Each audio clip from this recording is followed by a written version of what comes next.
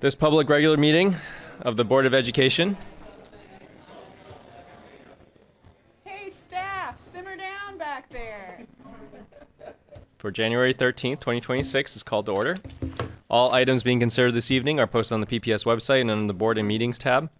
This meeting is being streamed live on PPS TV, services, website, and on Channel 28, and will be replayed throughout the next 2 weeks. Good evening and welcome. Thank you for taking your time to be here. Just a few housekeeping reminders. If you have any signs or banners, just keep them below chin level for the people behind you. Make sure that we keep walkways and aisles clear for safety reasons. And in general, just be mindful and respectful of each other. So thank you for being here and taking your time out of the day to be part of public education. First off, we have our superintendent report. I'll hand this off to Dr. Armstrong.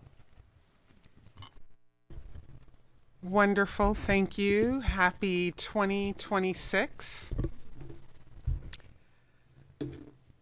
So, in recognition of National School Board Appreciation Month, I want to extend my sincere gratitude for each of you for your service, leadership, and commitment to our students, staff, and families. Serving on a school board requires balancing complex decisions, diverse perspectives, and the long-term needs of our community, and often behind the scenes, and always with deep care for students. Your willingness to lead with responsibility, ask hard questions, and stay grounded in our shared values makes a meaningful difference in the lives of Portland children every day.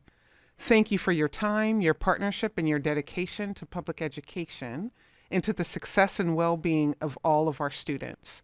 I have a group that wanted to express their appreciation as well.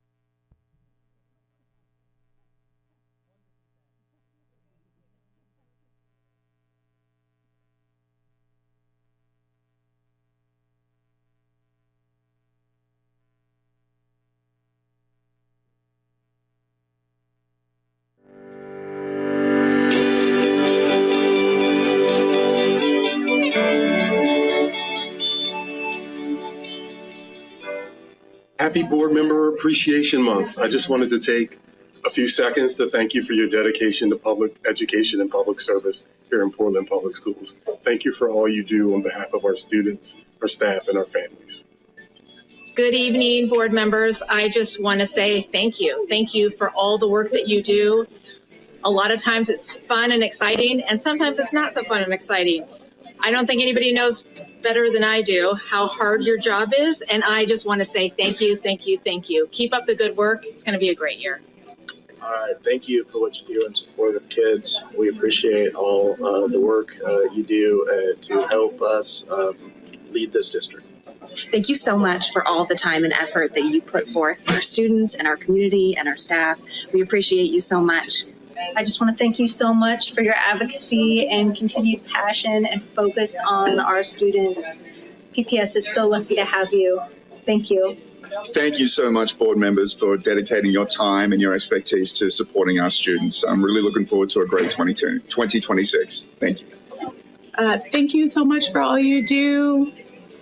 Yeah, I just want to express some just immense appreciation to all of you, especially during Board Appreciation Month. We know that it takes, as citizens with the community, to take on such a significant role like you have. And so I've appreciated our work together. We've done some big ticket things in a short time. And so just want to, again, express immense appreciation to all of you. All right, claps for our board members. Some of you are really good actors. Well, that's it. That's the superintendent's report. It was all about you all tonight, and just want to say thank you and appreciate you, and I will turn it back over to the chair. Thank you. All right, we'll just go down the line. Next up, we have our student representative, report. Student Representative Retorto. Thank you. So we had a pretty big meeting tonight. We talked a lot about committees, almost an hour, and so some district people, I would expect some emails coming your way over the next month or so. But the biggest thing we did was we took a vote on Jefferson Rising. So we did really quite extensive student outreach for this vote. I think every single student representative, at the very least, tried to get engagement from their student councils and other students. There was one group, I think the Franklin group, who said, we didn't really have much success with our student council, didn't seem like people were really interested. And so then we went to like government and law classes, and got input from those students. There was a few schools, I think most schools ended up giving presentations to their student councils, which was great. I was very happy to hear that because it meant that I had taught them about Jefferson Rising well enough that they could then teach their student bodies about it. And all of this led to our big vote. We talked about this over the course of 2 meetings and then extensively offline outside of meetings. And there was a lot of discussion, but ultimately we had no votes in support of option A, no votes in opposition to the plan as a whole, 3, maybe 4 votes. There was still one person that we were waiting on, who I think was leaning towards option C. So 4 votes in favor of option C, and then the large majority, I do not have the exact tally right now, voted in favor of option B. I think it was about like 15, 16, maybe 17 in favor of option B. And so that is the way I will be voting tonight. I will, of course, be sharing my other opinions as that time comes. But that was the most important thing that happened at the DSC meeting tonight, and what we've been working on over the past month and a half. Great. Thank you, Student Representative Retorto. All right, next up we have general public comment. First, we'll start with our student comments. And before we begin, just like to review some guidelines for public comment. First, the board thanks you for taking the time to attend this meeting and providing your comments. Public input, especially from our students, improves and informs our work. We look forward to hearing from you today. Our board office may follow up on board-related issues raised during public testimony. We also request that complaints about individual employees be directed to the superintendent's office as a personnel matter. I remind PPS staff who are giving public comment that they may not provide testimony about students that could violate confidentiality protections under FERPA. This includes testimony using information that could identify students, especially in their school community, by use of direct or indirect linkages such as school grade, special education, or other status. For materials you would like the board to receive, please do not come up to the dais, just hand them over to Ms. Bradshaw over there, and she'll distribute them to us. Thank you. If you have any additional materials or items you would like to provide the board or superintendent, we ask that you email them to public comment, all one word, at pps.net. Please make sure that when you begin your comment, that you clearly state your name and spell your last name. You'll have 3 minutes to speak. You'll hear a sound when the red, I think, correct me if I'm correct, right? When the yellow light goes off, you have 30 seconds. Correct. Is that correct? And then the red light and the buzzer will sound at 3 minutes, which is time to end your comments. So let's start with our students. Ms. Bradshaw, could you call up the students who have signed up to speak? Yes. Emmeline Lantrop, Cielo Shobi, Mani Ranga Krishna.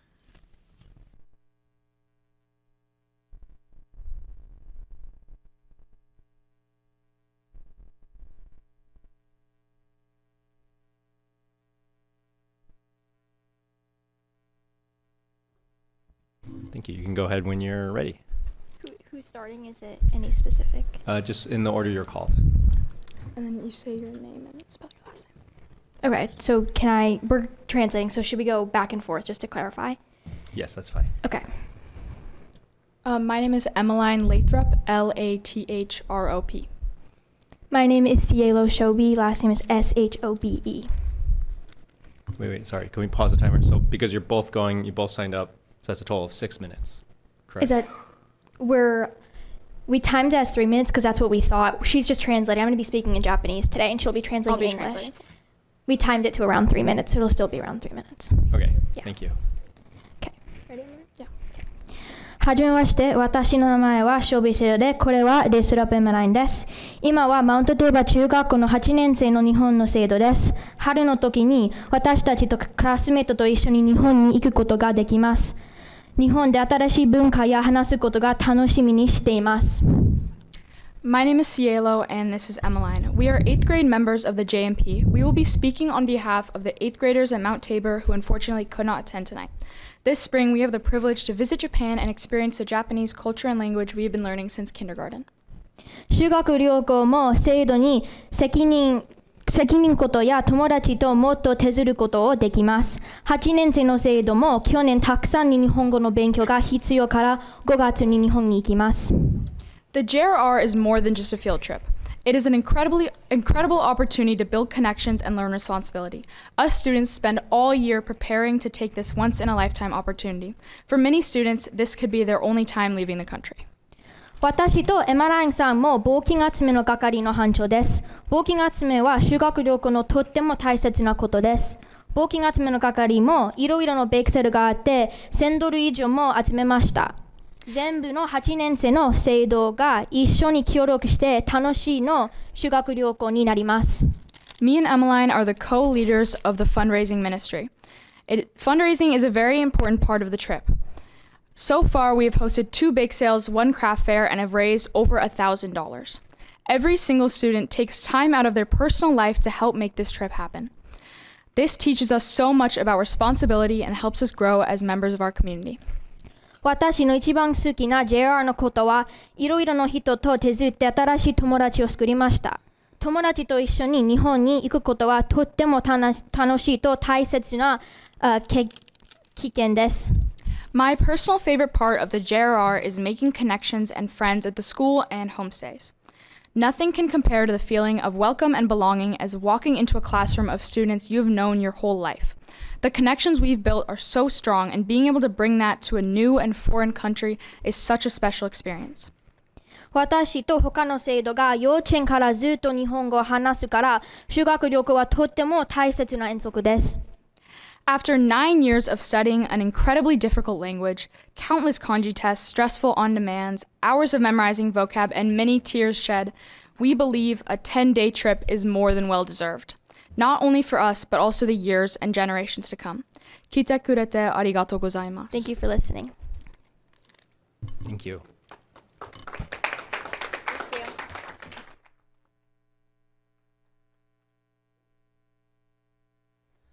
Hi. Hi. I have these documents. I was told to give it to the clerk. Sorry. We also got them by email today, just so you know also. Thanks.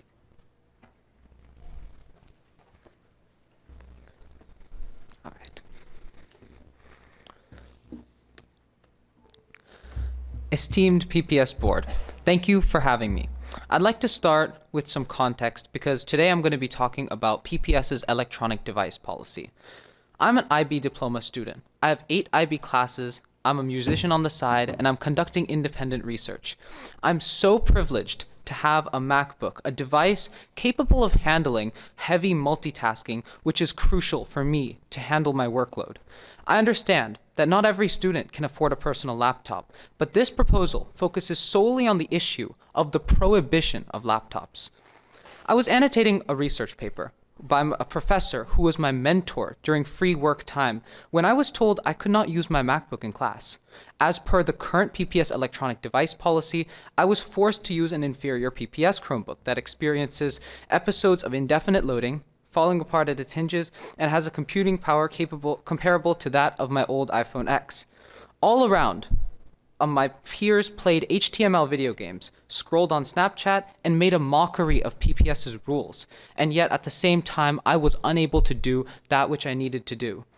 Here are the facts. HTML games, Chromebook deregistration, these allow students to easily evade securely without detection. They cannot be patched. Just to be crystal clear here, no effort PPS will make will ever be enough. PPS needs to accept the fact that by forcing students to use a PPS Chromebook, it actually doesn't do more good, but it does end up hurting students. In fact, Governor Tina Kotek actually knew this, and in her executive order upon which the ED policy is actually based, she explicitly excludes laptops needed for learning, clearly distinguishing them from phones, tablets, and watches. The fact of the matter is, PPS's efforts to increase focus by learning and by banning MacBooks and personal laptops has unfortunately backfired. But its rules, the new rules can be evaded within a matter of minutes on PPS Chromebooks, and it ultimately hinders academically inclined students. It is for this reason that I would strongly urge a look into my proposal, which would instead allow these laptops with the same definition as is found in the executive order upon which this whole policy is based.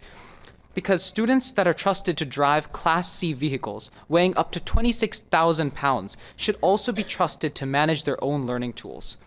Therefore, PPS must amend its policy to emulate the wording of the executive order and to allow personal laptops for learning, recognizing them as essential tools for academic success. Thank you. Great, thank you. I'm pretty sure that Rangan is a national champion, the We the People competition. So I just wanted that's to right. congratulate on you and thank you for coming you. today. I can Thank you for tell that having you me. are very well prepared to speak in this setting. Thank you.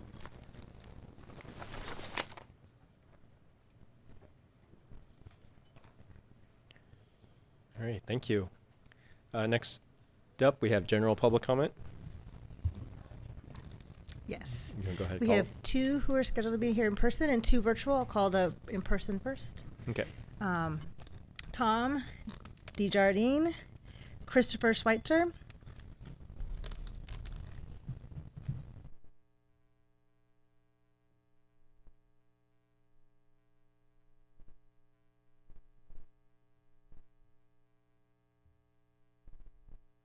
Glasses on.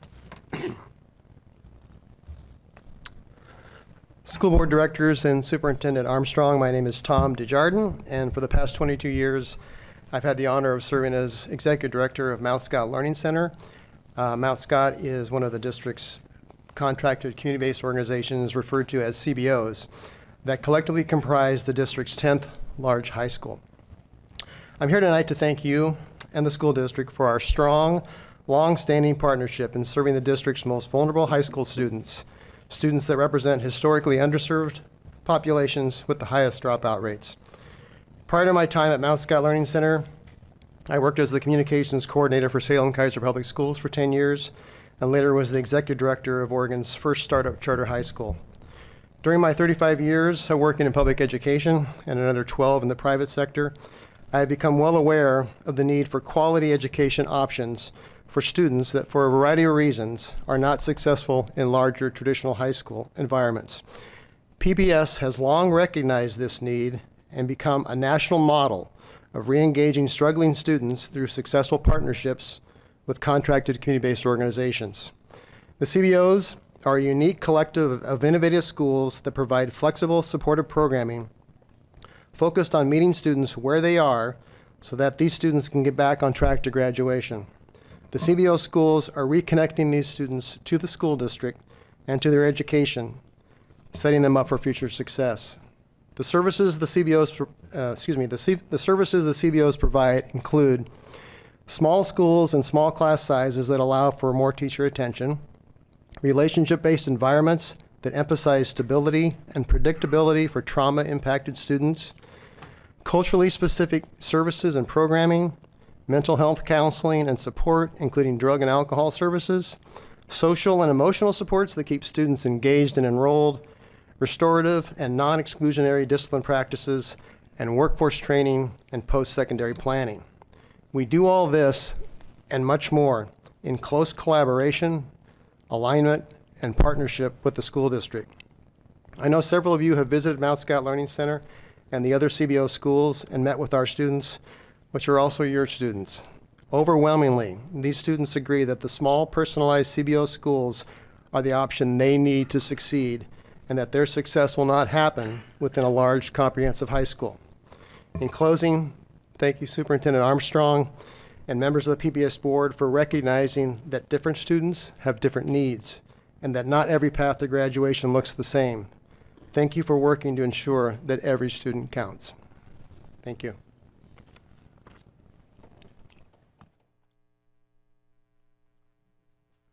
Thank you.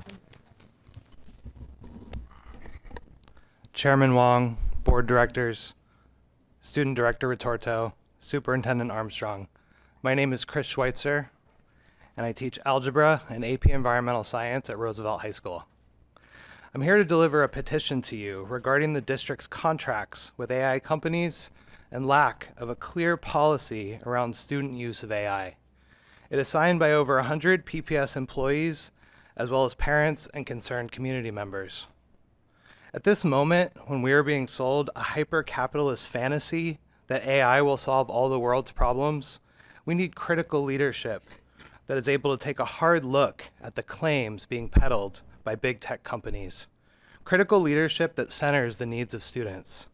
Our students need supportive adults, high-quality instruction, and rich opportunities for play and peer interaction. Not AI chatbots or more screen time. Furthermore, the use of AI tools, which are hugely environmentally destructive, go against our district's climate policy. PPS has entered into two particularly concerning contracts with Lumi Story AI and Amira Learning. Lumi Story AI's contract came in at $148,000, just $2,000 below the limit that would require board approval. This contract was entered into after a visit by Colin Kaepernick to PPS. He is the sole officer of the company, according to state records, and the address on the bank wire goes to his mansion in the suburbs of Las Vegas. This product is what's called a wrapper. It's simply a shiny interface wrapped around a more developed large language model like ChatGPT.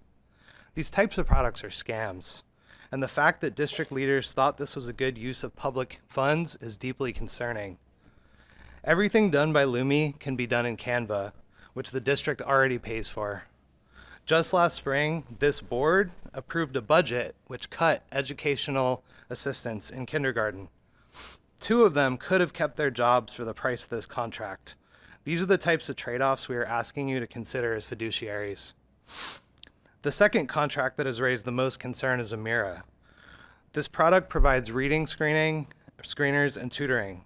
Its marketing is truly insidious, with a stylish, anthropomorphized cartoon character as its face. We have students in our district who are spending hours of their free time talking to AI chatbots, many of whom are too young to distinguish these chatbots from real people. Any action that condones or encourages student interaction with AI is highly unethical and disappointing from district leaders. What we demand from you is that these contracts be severed, that no future AI contracts are entered into, and that the PPS school board draft a real policy that bans student use of AI in the schools. Furthermore, the circumstances surrounding how the Lumi Story contract was entered into should be investigated and reported to the public. Thank you. Thank you.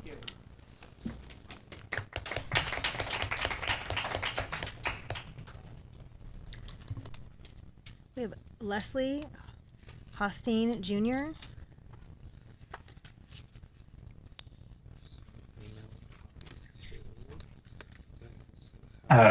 Okay. Good evening, Chair, Superintendent, and members of the board. For the record, my name is Leslie Hostine. Last name is spelled H-O-S-T-E-N. Pronouns are he, him. And I am the principal of Many Nations Academy, located on Columbia at the Native American Youth and Family Center.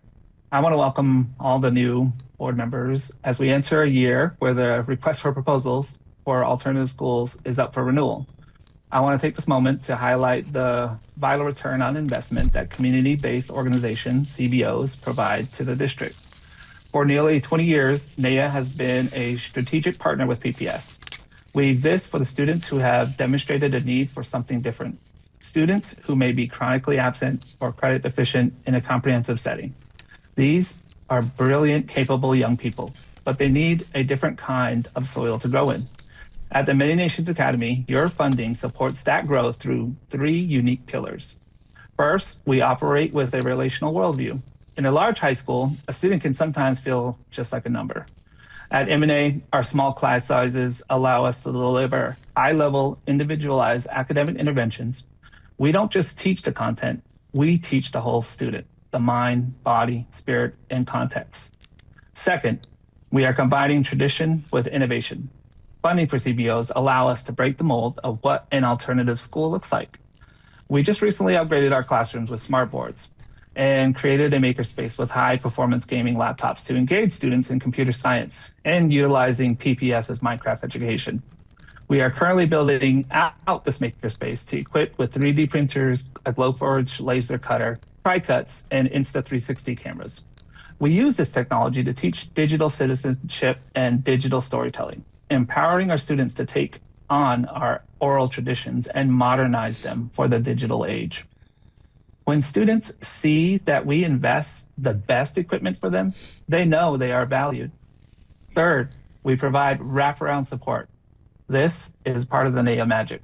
Because our school is embedded with a community center, our support doesn't end at the classroom door. If a student is hungry, we have a food pantry. If they are housing insecure, we have housing advocates down the hall. We support the whole family so the student can focus on graduation. So in closing, as you review the RFP this year, I ask you for your continued commitment to community-based organizations. We are a critical node in your dropout prevention system, taking students who are off track and giving them a place to belong, to catch up, and to innovate. We invite you to come visit our new makerspace at NAEA to see this partnership in action. Thank you. Thank you.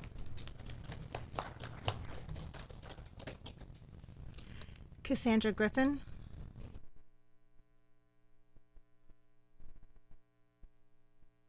I'm trying to get off on video. Can you see me? Hi there. Can you hear me? Yes, we can hear you. Thank you. My name is Cassandra Griffin. It's spelled Griffin. I use she, her pronouns. I have lived in Southeast Portland for over 30 years now. I am speaking about the language immersion programs and the field trips. I have 2 sons at Richmond Elementary School in the dual language Japanese immersion program. I have no connection whatsoever to the Japanese language or Japanese culture aside from this school, but I do have a degree in linguistics from Reed College, and I know a thing or two about language acquisition and the benefits of multilingual and multicultural learning. The best time to learn a new language is from birth. The second best time is as soon as possible. The language programs in Portland's dual language immersion schools are helping kids learn languages when their minds are designed to be doing that. Traditional language classes in high school are precisely the opposite of what works best. The window for learning new languages starts shutting down at puberty, and you're unlikely to learn a new language fluently if you start after then. The Japanese dual language program at Richmond is so strong that families move from across the country and all around the country to Portland for the purpose of attending this school. We had a play date with one such family this weekend. So I can think of 3 or 4 of them in the 3rd grade cohort alone.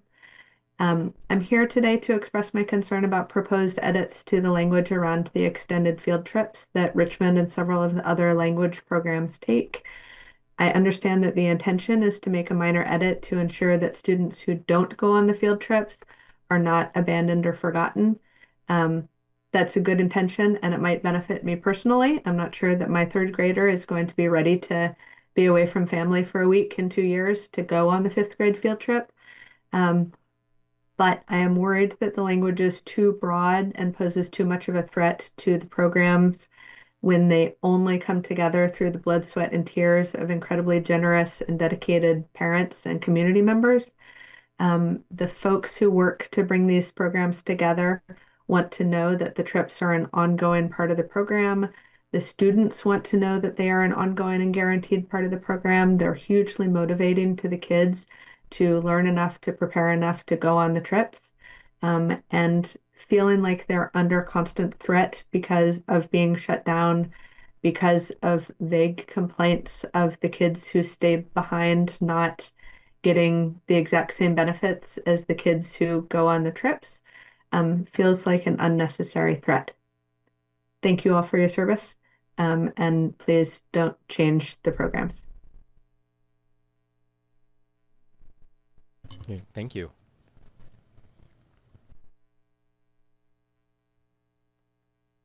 All right, I believe that concludes public comment. Again, we thank you, everyone who showed up today to give their voice. I just want to double check. We don't have anyone signed up for union comment, but just, again, double check that's true, correct?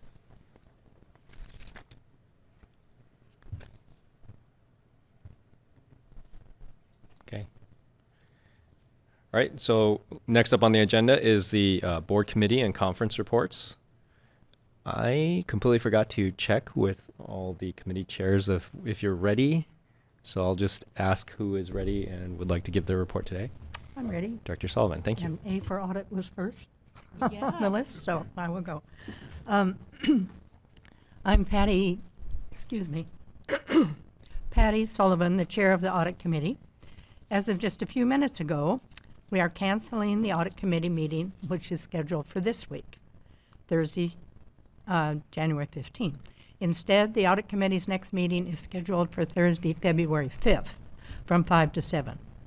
The primary focus of the meeting will be to receive the results of the district's annual financial statement audit, commonly referred to as the ACFR, which stands for the Annual Comprehensive Financial Report, and the results of the district's annual single audit, which is an audit of the federal grant compliance requirements.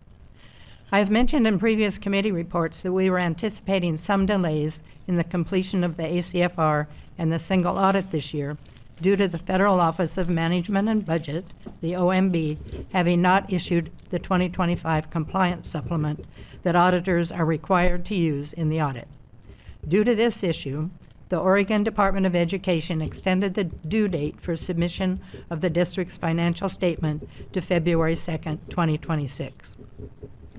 OMB issued the 2025 compliance supplement in late November, and our finance team and the external audit team have been working nonstop over the last month to wrap up the audit. I understand there are still some last-minute wrap-up items being worked on. Waiting until February for the meeting will give the audit committee members time to review the ACFR and single audit documents that are not yet available. Last year, the ACFR package was 161 pages long, so enough time is obviously necessary. Upon the recommendation of the audit committee, the report must be approved by the board at the February 10th board meeting. The report will be available to the whole board in Board Book before that meeting. Also, in the February 5th meeting, our internal auditor will present the results of the English Language Learners Compliance Audit, and we will have additional discussion about the proposed audit plan for the 26-27 school year. This concludes my audit committee report. Thank you. Great. Thank you, Director Sullivan.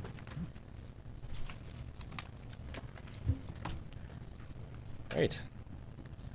Let's move down. I can do it. I'll do it. Okay. All right. This update will actually cover the last 2 months for the Facilities Improvement and Oversight Committee. This will be a high-level update on our facility safety, maintenance capacity, and bond oversight. I'm going to focus on progress to date, some remaining gaps, and upcoming decision points for the committee and the board. A large portion of our meetings were actually dedicated to CBSE, which is behind us in terms of the vote. So we've already addressed that, so I'll be focusing on all of our other items. Seismic safety and facilities condition. So PPS continues seismic work funded through the 2012, 2017, and 2020 bonds. As well as 2025, we're using a hybrid seismic strategy. And that approach is combining full seismic retrofits at our highest risk sites with targeted structural upgrades at other schools to reduce the risk of catastrophic collapse and extending life safety benefits district-wide. The school prioritization will be guided by a weighted scoring model that was presented that's intentionally life safety focused. And right now it sits at 90% seismic risk, 5% facility condition, and 5% enrollment. At this point, the seismic framework is complete, including defined retrofit approaches and equity filters. School prioritization is underway, aligned approximately to the $100 million in funding that the board set aside. And right now, there's a preliminary list of schools. The 2 schools targeted for comprehensive campus retrofits are Beverly Cleary and Rose City Park.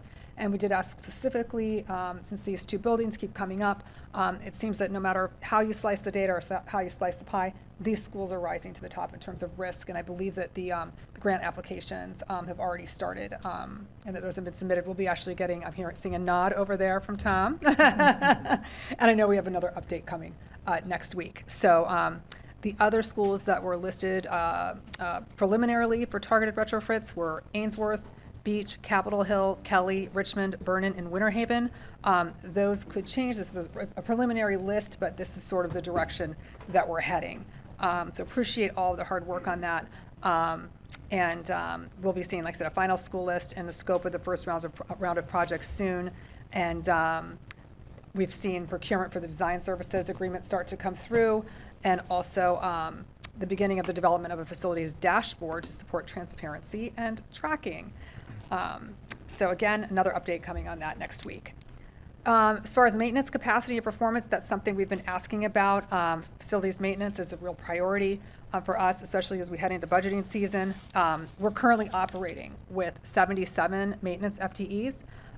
Best practice for standards indicate that we need 113. So to reach a managed care service level. So that's a gap of 36 FTE, which is a 47% shortfall, while we're maintaining 10 million square feet of building space. So despite that gap, the performance trends were really impressive. Over 95% of the work orders are completed within service level targets. Preventative maintenance completion has significantly improved year over year. I was really impressed. And open work orders have steadily declined since 2023. I would encourage you to take a look at the November FIO presentation if you want to see the detail. It's really impressed with the staff and the team. In short, the system is performing better than it has historically, but staffing capacity remains a real structural risk over time that the board should continue to monitor, especially as we head into our budget season. Next, bond oversight and audit implementation. We have about 40 open items from previous bond audits. So what we've decided to do, I've been working closely with our Office of the Internal Performance Auditor, and our goal is to take 3 or 4 items off of that list every month and start knocking them off. So we started doing that last month, and we have 3 more coming up next week. And the goal really is over the next year to just start closing out every single item on that list in kind of a methodical way. And one of the major recommendations was to clarify the CMGC contractual expectations and terms following the Benson High School postmortem. That was completed for Jefferson. There were over 40 contract updates that were incorporated and approved by the board and executed. We were informed that earlier contracts for Cleveland and Wells could not be retroactively advised. We're looking into more detail. I'm not sure if that's going to be a significant issue or anything like that, but just know that moving forward, these recommendations are being implemented. Other recommendations that are considered closed: increased executive leadership oversight of bond audit implementation, providing the BAC reports directly to the full board, and ensuring timely public posting. I do believe the most recent one does still need to be posted. And then also using external construction auditors to verify the labor burden rates and general condition of costs and prior to accepting our pricing. So these steps are intended to strengthen our cost controls and our transparency and really our accountability to our stakeholders. So we'll be seeing a few more next week. Let's see, finally, we had a review of the Bond Accountability Committee Charter, but we went ahead and moved that to our next meeting to include in part a discussion of how to wire KPIs for the Presidio contract into the BAC Charter. The language didn't quite, they weren't syncing exactly, so Our internal performance auditor has some recommendations on how to do that and how we can strengthen the BAC's technical role, clarify how their advice is formalized and communicated to the board, and better align their work and the committee to avoid gaps in duplication and oversight. Let's see, what else? Next week, we'll be covering, the BAC, we'll be covering a new seismic update, outdoor athletic facilities, and a few other things. But other than that, we've been very busy, and you've seen a lot of it here at our meetings with the high schools. So that concludes my committee report. Thank you, Director LaForte. Do I have any others? Again, it's my bad, I forgot to check in. I can go. It's okay. Great. Thank you. Not quite as much detail as the other reports, but we had our last Teaching, Learning, and Enrollment Committee meeting on January 8th. We heard public comment about the Algebra 3-4 requirement, which was really interesting to me as a student who struggled with math. We had a presentation on college and career readiness and career technical education. Some of the key learnings in that were that we have 80 CTE programs of study in 11 high schools and over 70 distinct dual credit courses in 11 high schools, as well as IB in 2 high schools and 40 distinct advanced placement courses in 7 high schools, as well as college and career readiness centers in 11 high schools. We learned about something called literacy in real context, which I was really impressed by. That is an effort to continue working on literacy skills with high school students within the context of their CTE programs. So applying science-based learning strategies and techniques to the curriculum at a high school level, which I think is brilliant. We also learned about accelerated coursework. Some of the highlights of that were that this year PPS students earned a record 18,000 plus college credits through PCC, PSU, and OIT with a savings of over $3 million. Over 3,000 students took over 5,000 AP exams, and 75% of those AP exams had a score of 3 or above, which is what we are aiming for. AP scores of 3 above increased for all race and ethnicity groups, and there were over 2,000 IB tests taken in 2025, which is a 13.7% increase since 2023. We also had a presentation on chronic absenteeism and the 3 strategies that we are using to combat this. Climate and culture is one. And so we learned about some of the specifics that go into that. The point-in-time attendance as it was captured this year showed an 8.7% increase for regular attenders. Our Successful Schools survey showed that there was a 10% increase since 2023 and 24 in participation. And that for African American students, their sense of belonging, engagement, and school climate score increased an average of 10% from last year. We learned about the climate team and the professional learning that is happening to support educators in understanding the causes of absenteeism and our strategies to combat those. Let's see.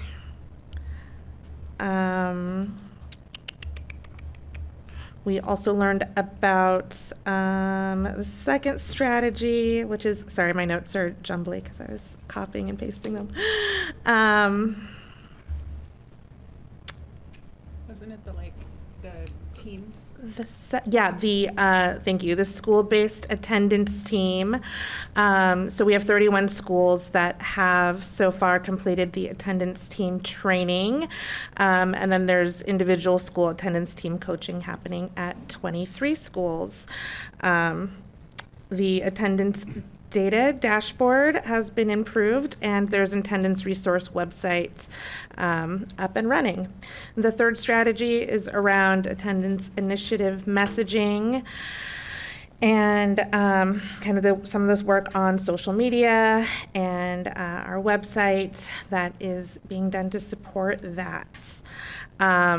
I think my main takeaway from both presentations is that there's really amazing work happening, and we see it paying off. We see it paying off in test scores. We see it paying off in our successful schools data. Survey, SSS survey, and we see it paying off in attendance. And I think I've said this before. I'll say it again. The fact that we are accomplishing gains under such challenging circumstances just makes me wonder what would be possible if we were fully funded and didn't have to fight for every single little thing. So I'm just continually impressed by our staff and the amazing work that they're doing and the gains the kids are making. I have a quick question about the teaching and learning. I don't usually go back to watch that particular meeting. I've heard now from 2 principals that a suggestion that we might want to work with parents because they can be instrumental in solving for the attendance problem, and also might be contributing somewhat to. So do we have any data about that, or is that something we could, I'd like to learn more about that, like why are kids allowed to not go to school? Yeah, thank you. I think there is, I mean, you know this, Dr. Armstrong, but they were alluding to like a bunch of work that was done to figure out why kids are absent from school, and I'm assuming we could just, that would be the thing you're looking for? Yeah. It's not urgent, it's just a wondering I have. Thanks. Can I, thank you. I've emailed with Dr. Armstrong a little bit about this. I guess the 3 questions that I would love to have answers for with the absenteeism or the chronic absenteeism is how the change to a very early start for elementary schools, have we seen tardiness, if not absenteeism, but certainly tardiness, which of course is going to spiderweb out and to affect classrooms that are having kids come in late and trying to get their work done. So I'd love to see that data. I also have noted anecdotally that my own 5th grader has trouble getting up some mornings, and she has gone to school, sometimes it's 50 minutes late, and has been marked absent for the entire day. And I get a message saying, Ida was absent today. If you would like to change this, please contact your school. And I don't, because it doesn't really affect anything, and I don't have time to do that. But I wonder whether our absentee numbers would be different if we were not marking students absent who, I know she's in school, but her report card says she was absent those days. And then the third thing that I reached out to legal about, I worry that we, with the current administration's hunting of our immigrant families, that we are going to see an uptick in students who are scared to go to school and how that's going to affect our absenteeism. And so I'd reached out to say, is there a way that we can adjust for that to protect their seat there if they don't go for 2-3 weeks? 10 days. Right. And then they're automatically unenrolled, and then they may not have the ability to get back enrolled. So, you know, I'm hopeful, and I liked the answer that I got, that there's sort of an emergency mechanism, but some families may not know about it, may not know how to trigger it, may not have the language skills to do that, or that feel safe doing that. So I just want to flag that we might see, and I would like to see us sort of solving for and making sure that those students who are too scared for a little while, or maybe a long while, I know that you have their back. You've been very clear with your terrific messages going out, but I just see that we might see a rise in that, unfortunately. Appreciate that. Thank you. I will make sure that the team follows up on some of the things that you all have asked individuals, and then I'll bring it together as just a comprehensive response on Friday, in a Friday email, on some of the things that you've mentioned here or with team members on attendance. Great. Yeah, Thank I you. just want to add wanna- anecdotally, okay.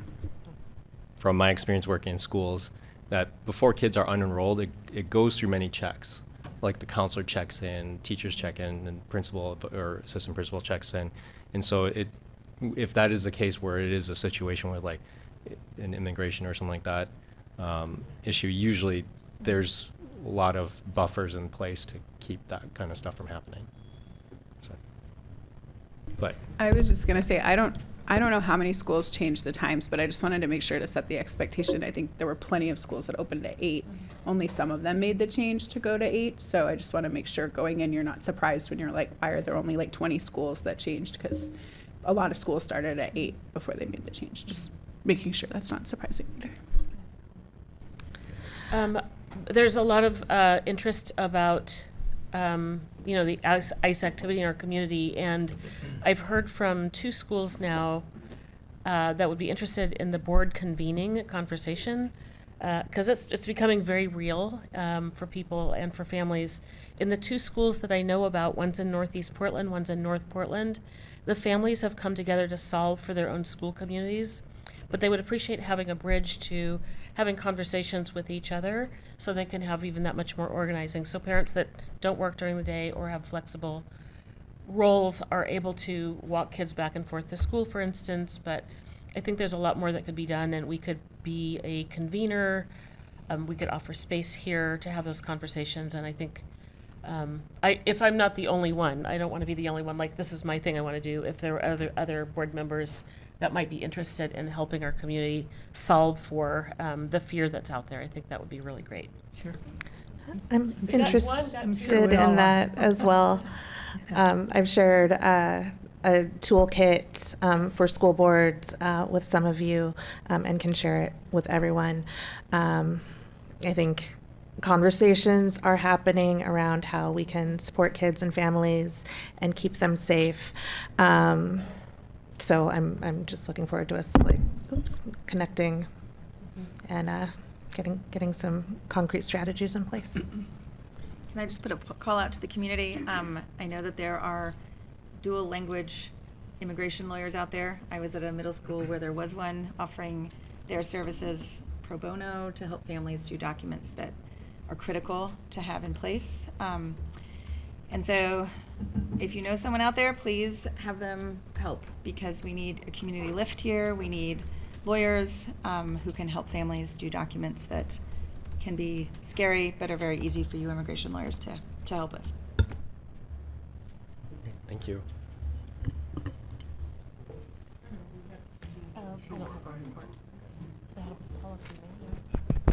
I wanted to come down and just follow up on a couple things just briefly. I know we'll work together with Dr. Armstrong to provide some additional information.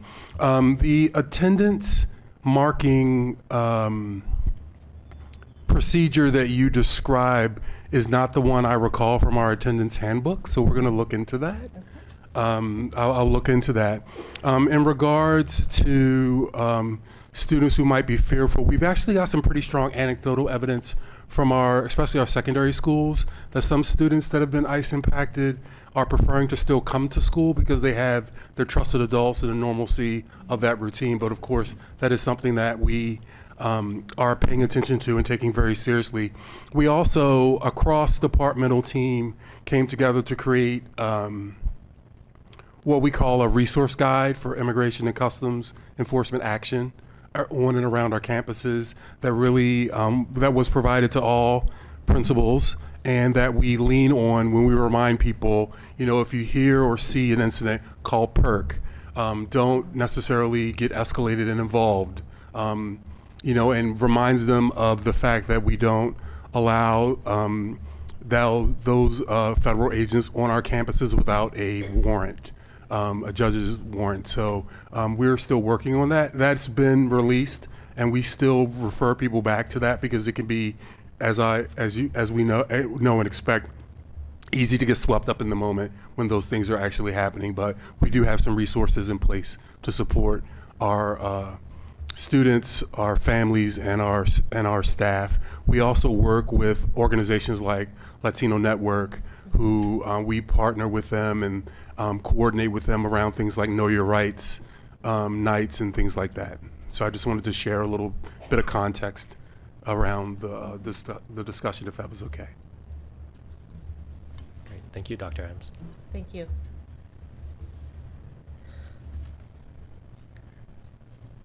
All right, on that note, we will move on to the next topic, which we are 2 minutes behind schedule. You're doing so great. So proud of us. So the next item is the election of board chair and vice chair. In May of 2021, the board adopted a process by which the board members would be considered for board leadership positions. The resolution states that in order to be considered for a leadership position, board members must notify the board manager in writing by December 1st if they plan to run for board leadership in the December election. At the December 2nd board meeting, we announced that both Vice Chair DePass and I would like to continue in our current roles. Director Chase Miller, Director Engelsman also would like to be considered for Vice Chair. Both Director Chase Miller and Director Split have since notified the board manager that they would like to withdraw their intention to be considered for Vice Chair. So tonight, the board will select the chair and vice chair positions through June. Since tonight's vote involves more than one candidate for vice chair, we'll be doing a voice vote for each position. So we'll start with the election of the... Chair Wong, Yeah. I purposely didn't do as Director Split and Director Chase Miller did in advance, but I am withdrawing my name. That said, I have been watching the city council conversations about their chairs and have been it's been resonating with me. Although they've only had a chair for about 6 or maybe a year, I suppose. A full year.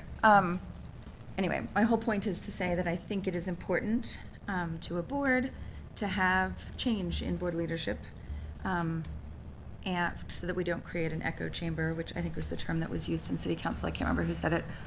And also, I think there is some importance to having a vice chair position filled by someone who is looking to become chair. Maybe you are next year in July, I don't know, but because you can then, you being the vice chair, can learn from a chair who has experience. Whether or not that person decides to seek the position of chair in the future is obviously not mandated, but I think that there allows for fluidity and a change and different conversations. So I am withdrawing my name, but I did want to caveat it with I think it's important to have fluidity in the leadership positions. Thank you, Director Engelsman. I just want to add, I 100% agree with you. When I ran for chair, I had never been chair before, which is why I asked Director, at the time Director, now Vice Chair DePass, to also run for Vice Chair to provide that experience that I did not have when I ran.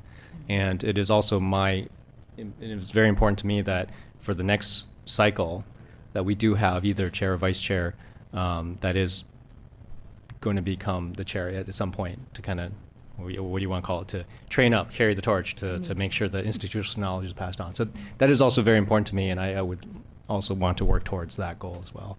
So thank you for sharing that sentiment. I want to say, I also watched those city council meetings, and it was just agonizing. And it's still agonizing, and it'll be agonizing tomorrow too. And it did cause me to reflect as well. I study systems. That's what I studied after college, systems and organizations specifically. And what I know is that change is very good. It's not very good all the time. There's a great time for change. For instance, when you're passing along organizational or institutional knowledge, sometimes leadership that's required is a change manager, a change agent that's going to come in, look at the systems and disrupt. And other times it's good to have a steady hand and somebody that's got their shoulder to the wheel and that's going to provide a steady and institutionally knowledge backed approach. So I think, I agree with both. Change is good, and change is good at the right moment. Sometimes it's not the right moment. Also, just so everybody, I've been on the board for a really long time now. I feel like a senior person, and this January vote was intended to.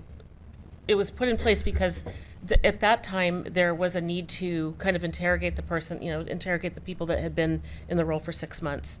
And there was a good reason for that. And it was a way to move people out of the role after 6 months if there was something nefarious or untoward or something like that going on. So I appreciate the opportunity to be able to kind of steward this mission along for another 6 months and provide that deep institutional knowledge. I'm still actually, even just yesterday, learned something about this institution that is like every day it's new. So I would encourage new people, like, learn as much as you can. And there's just nothing like time for learning the organization and really being able to see from a high level what type of leadership is needed. I agree with everything that has been said. I think change is good. I also think that given that we have a largely new board, I found it helpful to have the consistency of people, not calling anybody a senior, but people who have been on the board longer. Oh my gosh. I just totally lost the second part of my thought. Oh, I remember what it was. I was curious about the January election cycle. It seemed weird to not just have people serve a full year term. So I appreciate the explanation, and that makes sense. And I believe this is the policy that addresses this is in the first batch of policies that we'll be reviewing as policy committee. Yes. So curious to look at that and see, I don't know, if there are changes that we make that we feel like are more reflective of where we are now. Maybe there aren't. Like I said, the context helps a lot. Yeah, and we have a really strong board, which is great. It's an asset. And by the way, if you don't mind, Rochelle just accepted a very prestigious fellowship from School Board Partners. It's a training, it's open to everybody on this board. It's a national training organization that trains its members in anti-racist superintendent evaluation and school board policy, and it's a fabulous, I highly recommend it. I'm really proud of you for getting in, because it's competitive. So the person that founded it is working for the Gates Foundation now. So it's been a really good springboard. It will help you in your leadership and everything else you do. Thank you. I think I feel myself turning a little pink. Thanks. Great, thank you. I think this changes things a little bit, so I'll make it up as I go. Here we go. All right, so we'll begin with the election of the board chair. Those in favor of me, Director Eddie Wong, to continue as board chair, please indicate by saying yes. Yes. Yes. Yes. Those opposed? Student Representative Retorto? Yes. Thank you. And abstentions? Thank you. Director Wong, me, has been selected to the board chair by a vote of 7-0 with Student Representative Retorto voting yes. The candidate for vice chair is now Director DePass. Those in favor of Director DePass continuing as board vice chair, please indicate by saying yes. Yes. Yes. Those opposed? Abstentions? Student Representative Retorto? Yes. Thank you. Director DePass has now been selected to be board vice chair by a vote of 7-0 with Student Retorto voting yes. Thank you, everyone, for your continued confidence. Now the hard work starts. All right. The next up we have the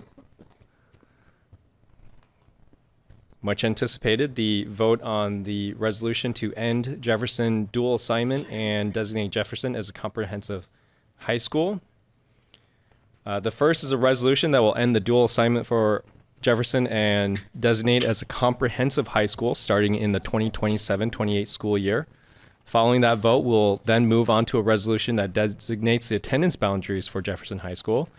I want to take this time to really acknowledge the hard work, the extensive public engagement, and the board work that has informed tonight's votes. This conversation has been going unfolding over the last several months and across multiple forums. On November 7th, the Teaching, Learning, and Enrollment Committee received an overview of feedback gathered through multiple community engagement sessions. On December 4th, the superintendent publicly released her recommendation for an enrollment scenario. On December 8th, the board held a public listening session on Jefferson High School to hear directly from students, families, staff, and community members regarding the superintendent's recommendation.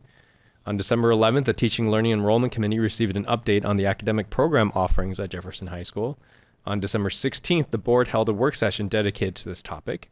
In addition to these meetings, we have received hundreds of emails, not kidding, hundreds, and written comments, and we have reviewed feedback from community engagement sessions that have been shared with us throughout this process. I think it could be 1,000. You think so? I think it could be. But anyway, go on. So, Tens of hundreds. tens of hundreds. All right, before we continue with the discussion, let's put this on the table. Do I have a motion and a second to adopt Resolution 7228, resolution to end Jefferson dual assignment and designate Jefferson as comprehensive high school? So moved. I'll second. Two All right. people moved. Yes. We have Director Chase Miller and Vice Chair DePass moves, and Director LaForte seconds. I think we go to the presentation. Can I ask a quick question? Just about, there's two resolutions. Are we having one conversation and then the resolutions, or are we having the resolution conversation about that resolution and then the second resolution and conversation about that resolution? I'm hoping that makes a lot of sense. I appreciate said the resolution a lot of times. Yeah, I appreciate the question. I think our presentation and discussion was planned for the second item. So the team is here, but the first part is. Slish just not got the first one. Yeah. All right. Okay. Is there any board discussion?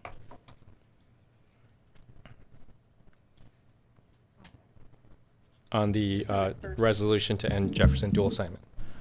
Yeah, I can give some input on this. So, as I said in my student representative report, we did pretty extensive engagement with the student body, and we did talk a lot about whether or not this was the right decision, just flat out.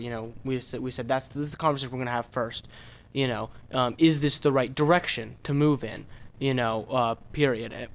And as you heard during my student representative report, ultimately no one ended up voting in opposition to this plan. Everyone, we talked about it a lot, but ultimately everyone agreed that that something is fundamentally wrong, and we need to change this. And for all the schools involved, this is, no matter which plan is chosen, it's going to hurt. But it's necessary to make sure that Jefferson, has a real future as a comprehensive high school.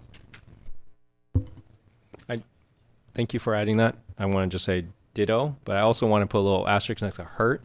Having gone through boundary changes and reassignment stuff, a lot of times the perception of the hurt is a lot bigger than the reality, because often what happens in reality is people join new communities or bigger thriving communities, and people tend to be just as happy or happier sometimes with a lot of this changes. So I'm really excited for this change. I think it is long overdue, and what a momentous occasion. I am very happy to be here today.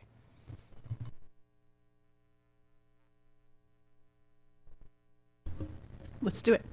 All right, but first I gotta check, is there any public comment? Me? Yeah, No. No public comment. All right, we are now going to be voting on Resolution 7228, resolution to end Jefferson dual assignment and designate Jefferson as a comprehensive high school.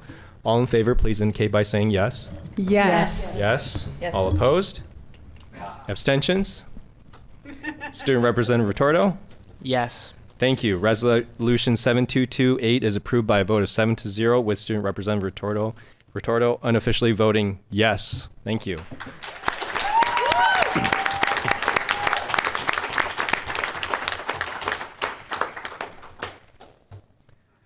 All right. That was great. Sorry, I'm like holding it in here because this is such a huge moment. Do you need a tissue? Maybe just give me 5 seconds. All right, never mind. Our next item tonight is the approval of an enrollment scenario for Jefferson High School. This topic tonight, which I know we're all excited about, is the vote this evening on the resolution to adopt an enrollment scenario for Jefferson High School, I'll turn this over to Dr. Armstrong. Thank you. And I appreciate you noting that it is a pretty big and historic moment, as we know that many boards have tried, and I guess tonight only one has succeeded. So I appreciate your commitment on this Board Appreciation Month. So my recommendation for an enrollment scenario for Jefferson, also known as Scenario C, demonstrates our commitment to providing students well-resourced learning environments close to where they live and returns Jefferson to a vibrant neighborhood school. And so I have a team here. I won't read through all of the things that I had prepared to say. I just want you all to know how significant this is, not just for Jefferson High School, North Portland, Northeast Portland, but for all of Portland Public Schools.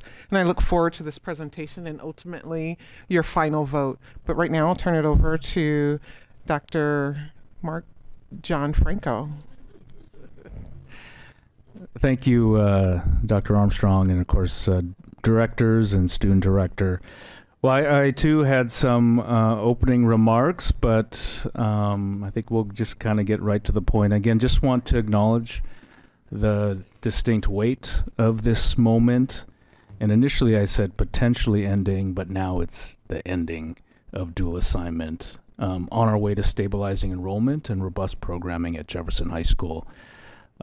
Today marks a culmination, just in the most recency, the culmination of 6 months of data gathering and of community engagement with a multitude of people, including yourselves, who have truly been in this work and asking the right and often difficult questions.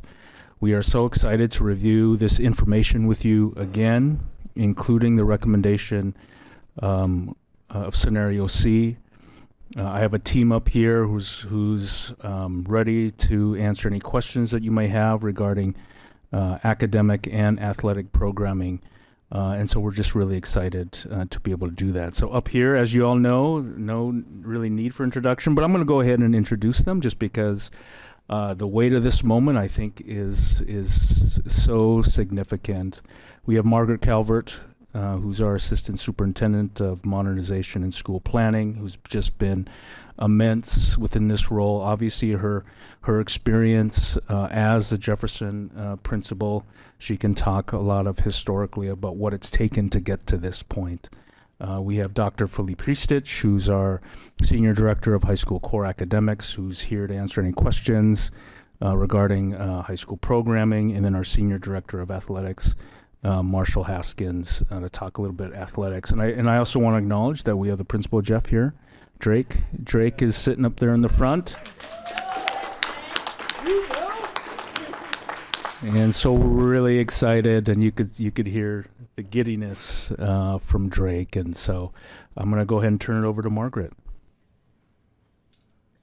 I'm going to take a deep breath here to begin with and just acknowledge, as people have said, that this has been, for many, a generational journey to this point, and many have tried and one has succeeded. And I just want to take my hat off to all of you for getting to this point. So thank you very much for that.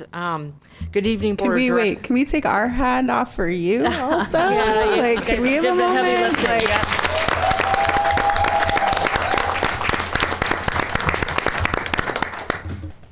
So good evening, Board of Directors, Chair Wong, Student Representative Retorto. This evening you are considering a second resolution that will lead to the next chapter in the century-long, rich, and storied history of Jefferson High School. The resolution that you just voted on ended Jefferson's dual assignment and established it as a comprehensive high school, and now we'll look at establishment of a attendance boundary. While these resolutions are rooted in history and context, they offer a vision for the future that reinvigorates Jefferson as the vibrant learning center in the heart of Albina. This next chapter will be written together and require focused, collective effort so that the students at Jefferson and all 4 high schools can attend well-resourced schools where they can flourish and demonstrate their brilliance. During the past 7 months, we have deepened our understanding of the current context and the policies that have led to under-enrollment at Jefferson and overcrowding at other schools. Within the cluster, this has led to confusion about the educational progressions as students move from kindergarten through graduation. For decades, students have been allowed to transfer away from Jefferson. In the 1980s, this was through a voluntary desegregation program, which was reinforced in the early 2000s through the No Child Left Behind Act. Over the past decade, the dual assignment policy, while intended to provide flexibility, has led to under-enrollment at Jefferson. It is with this understanding of history and its urgency that we embarked on this process. Starting in June, we worked to bring stakeholders along to delve into the context and wrestle with the trade-offs that are involved in looking at school boundaries and enrollment decisions. Throughout this time, people reviewed the scenarios and considered the strengths and challenges of each. This review, discussion, and analysis has brought us to this evening and this recommendation for your consideration. Throughout the months, we heard from families, students, and educators who want vibrant, well-resourced schools with strong community connections. The superintendent's recommendation provides the map to growing and stabilizing enrollment at Jefferson, restoring it, as she said earlier, to a vibrant, high-demand high school rooted in community, culture, and excellence, and I dare say also resilience and perseverance. We are doing this at the same time that we're building pathways that maintain robust programming, not only at Jefferson, but at Grant, McDaniel, and Roosevelt as well. This recommendation provides long-term stability for students in schools across Northeast Portland, access to comparable programming, and enrollment clarity. As you just voted on, Resolution 7228 ends dual assignment and designates Jefferson as a comprehensive high school, starting with the freshman class in the 2027-28 school year.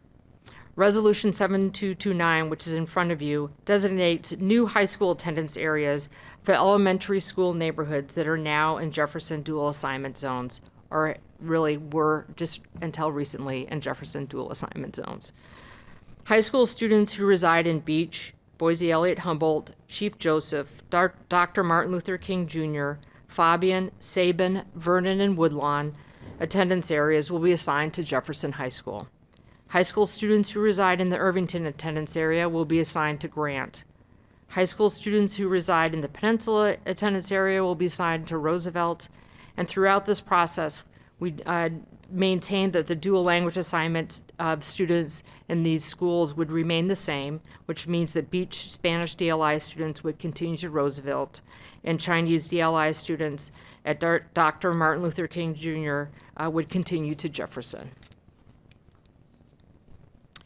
Your votes this evening will allow us to turn the page from studying and recommending to action and implementation. If you approve this resolution, it'll provide time for us to create opportunities for deep collaboration and to co-construct affirming learning spaces with our students, staff, and community. Our actions will focus on 3 areas: academic, athletic, and extracurricular programming, clear and regular communication to support transitions, and strengthening relationships and connections through continued engagement with students, educators, and families. Your vote this evening will provide the runway and time for thoughtful planning. We will share our progress with you throughout and will closely monitor enrollment at all 4 high schools until at least 2030-31.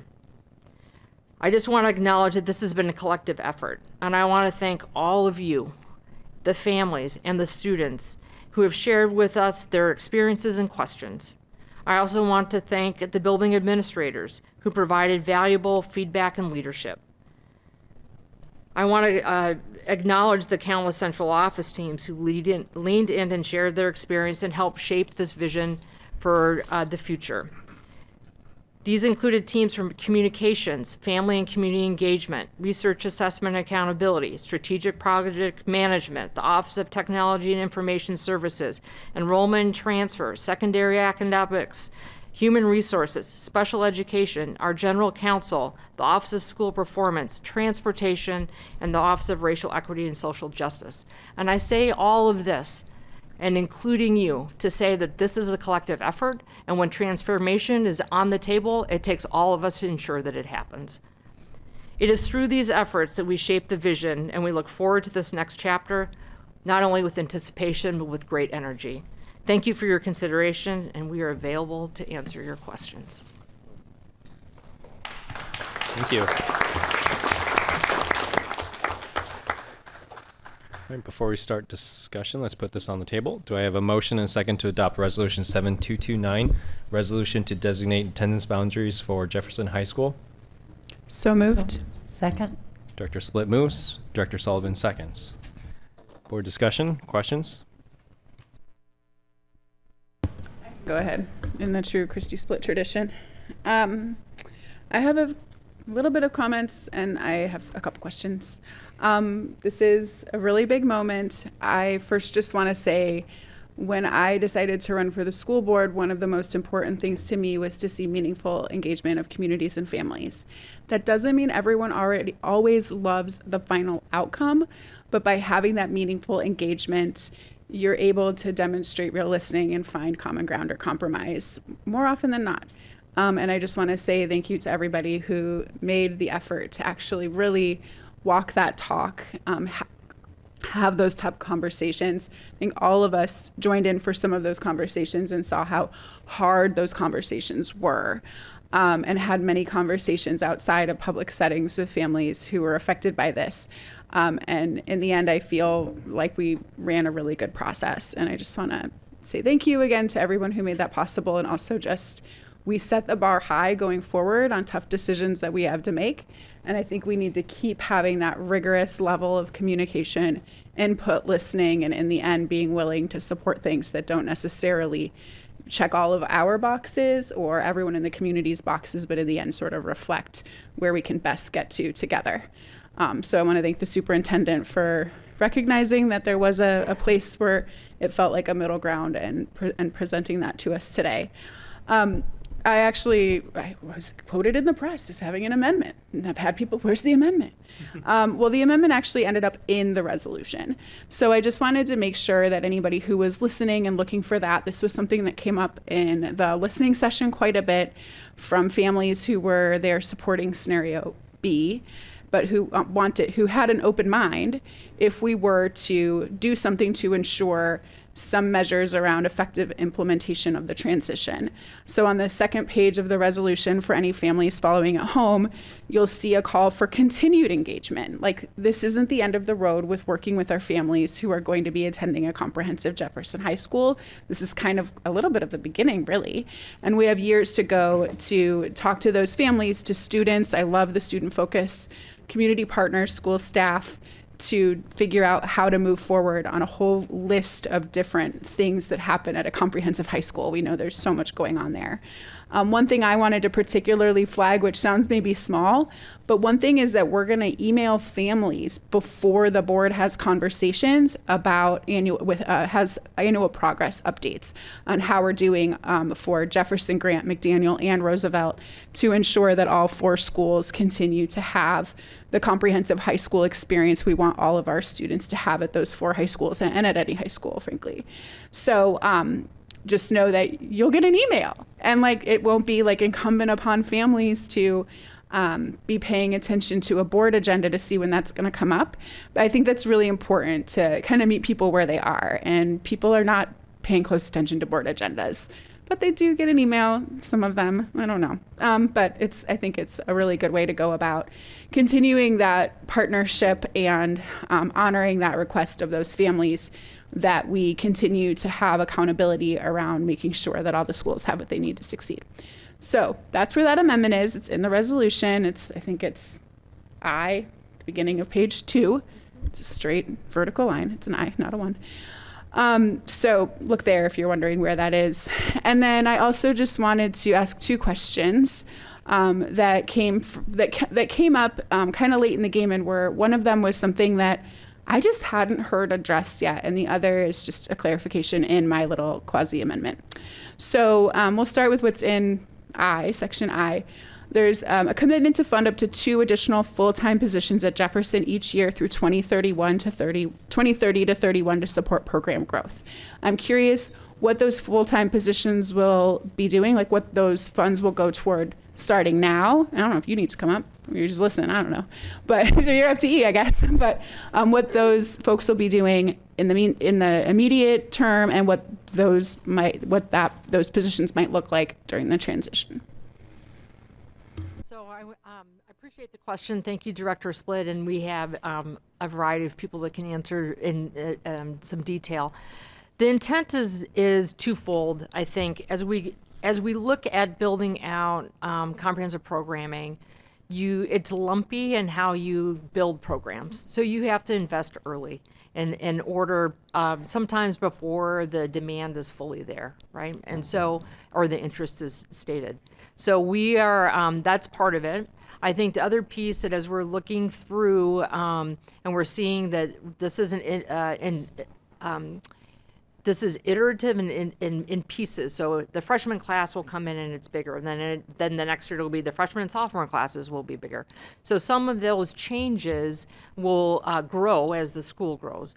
And you also have to seed some of that investment in order to have the programs in place so that students can participate. So I know Dr. Hristich and Principal Shelton have been working to lay out sort of the prioritization and the sequencing.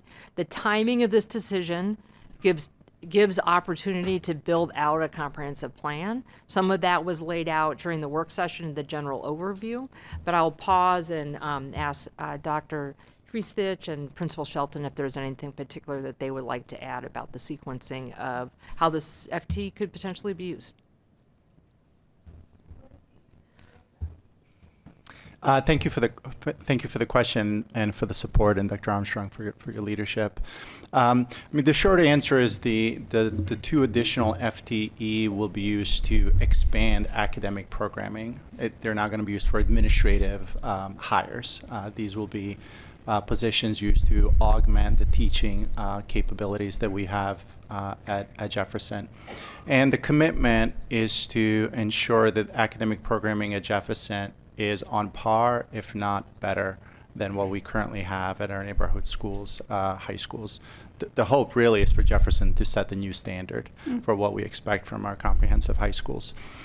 We also want to make sure that the program reflects student interest, and so we can't talk about the details of those positions yet because we need to engage in students in conversations. They'll be forecasting in the next couple of weeks, and so we'll be listening to what are they interested in.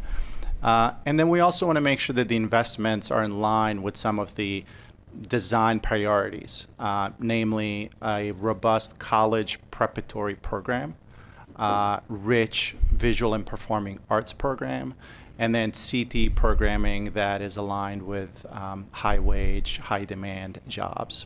So we want to make sure that the investments are tailored, that they're aligned with student interest, as well as our design priorities. Great, thank you.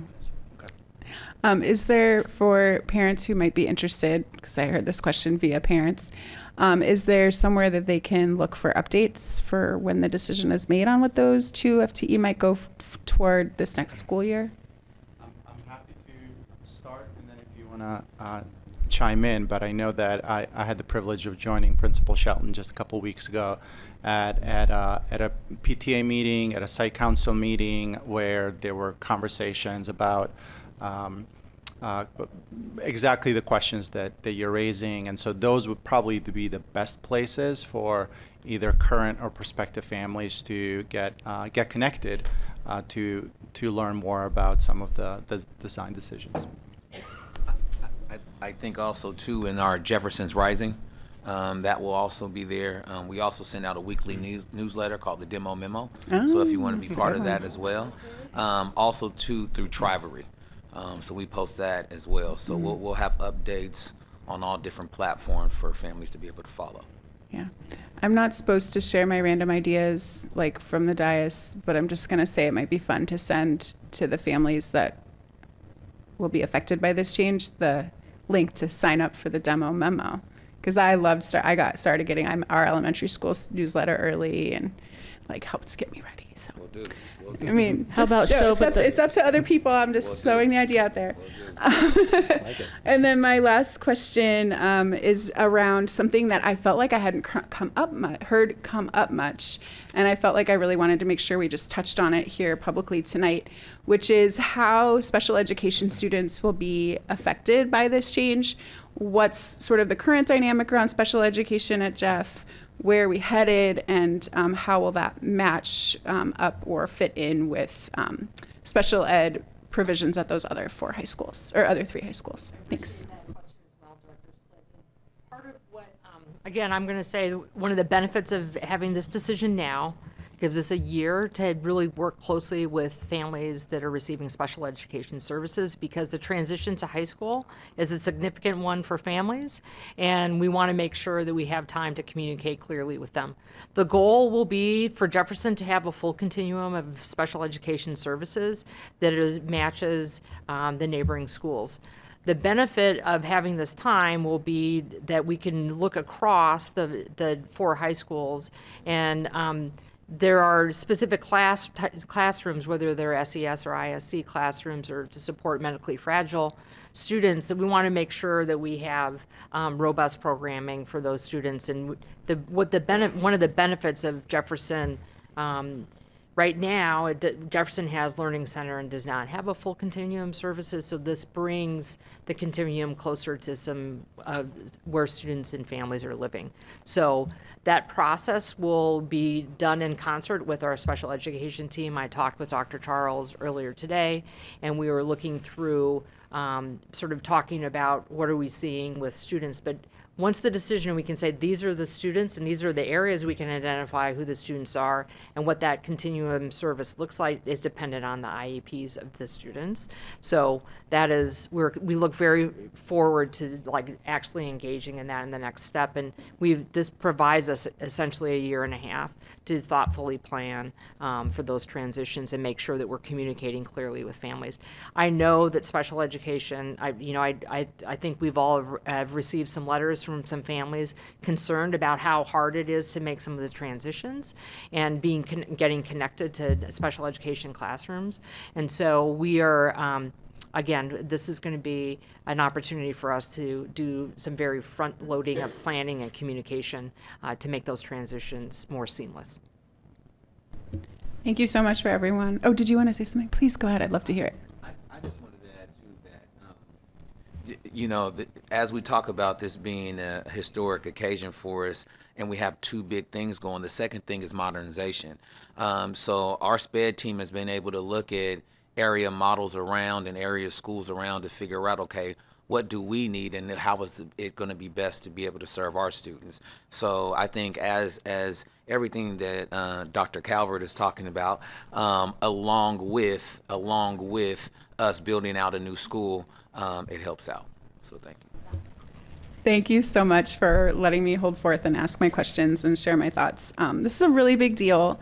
I lived in that neighborhood for 10, 12 years. I lived like less than a block from Jeff, and I just think it's so great that we're making this change, and I'm really proud of all of you and for all the parents who've engaged, and whether you've gotten what you wanted or not. I'm just so grateful for everyone for leaning into this conversation over the past 6 months.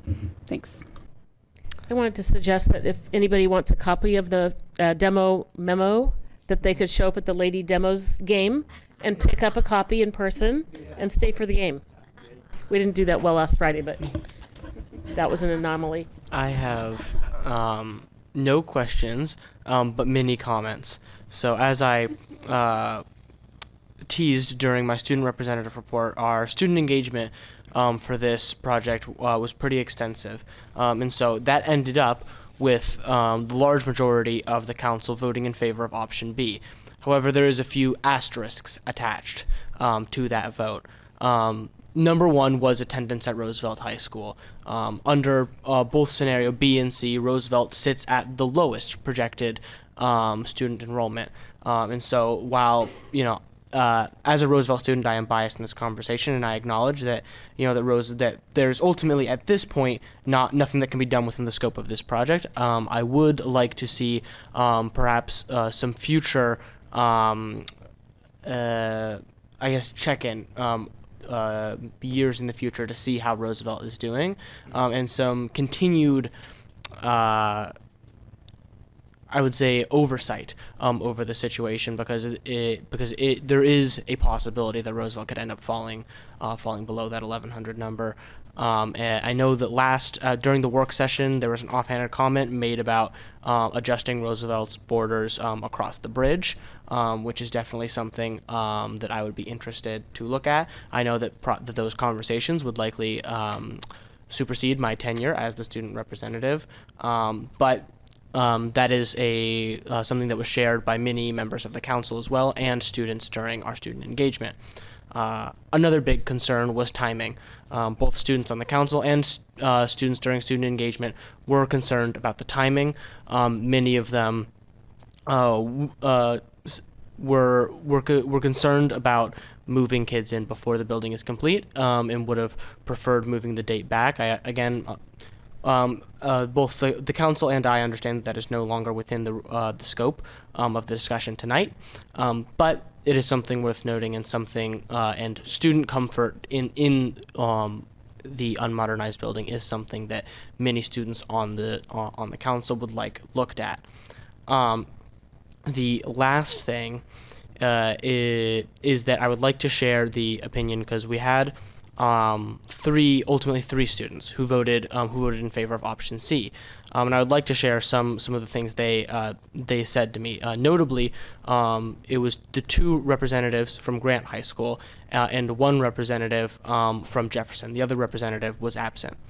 Now, I talked extensively with the representatives at Grant High School, and they had very similar concerns that I had at Roosevelt High School, being that with such a sizable reduction in students, they were worried about, the educational opportunities available at Grant. This is why I was very pleased to hear that the resolution had been, I guess, not technically amended to include a point about checking in not only at Jefferson but at all of the schools to make sure that programming is sufficient throughout this transition process.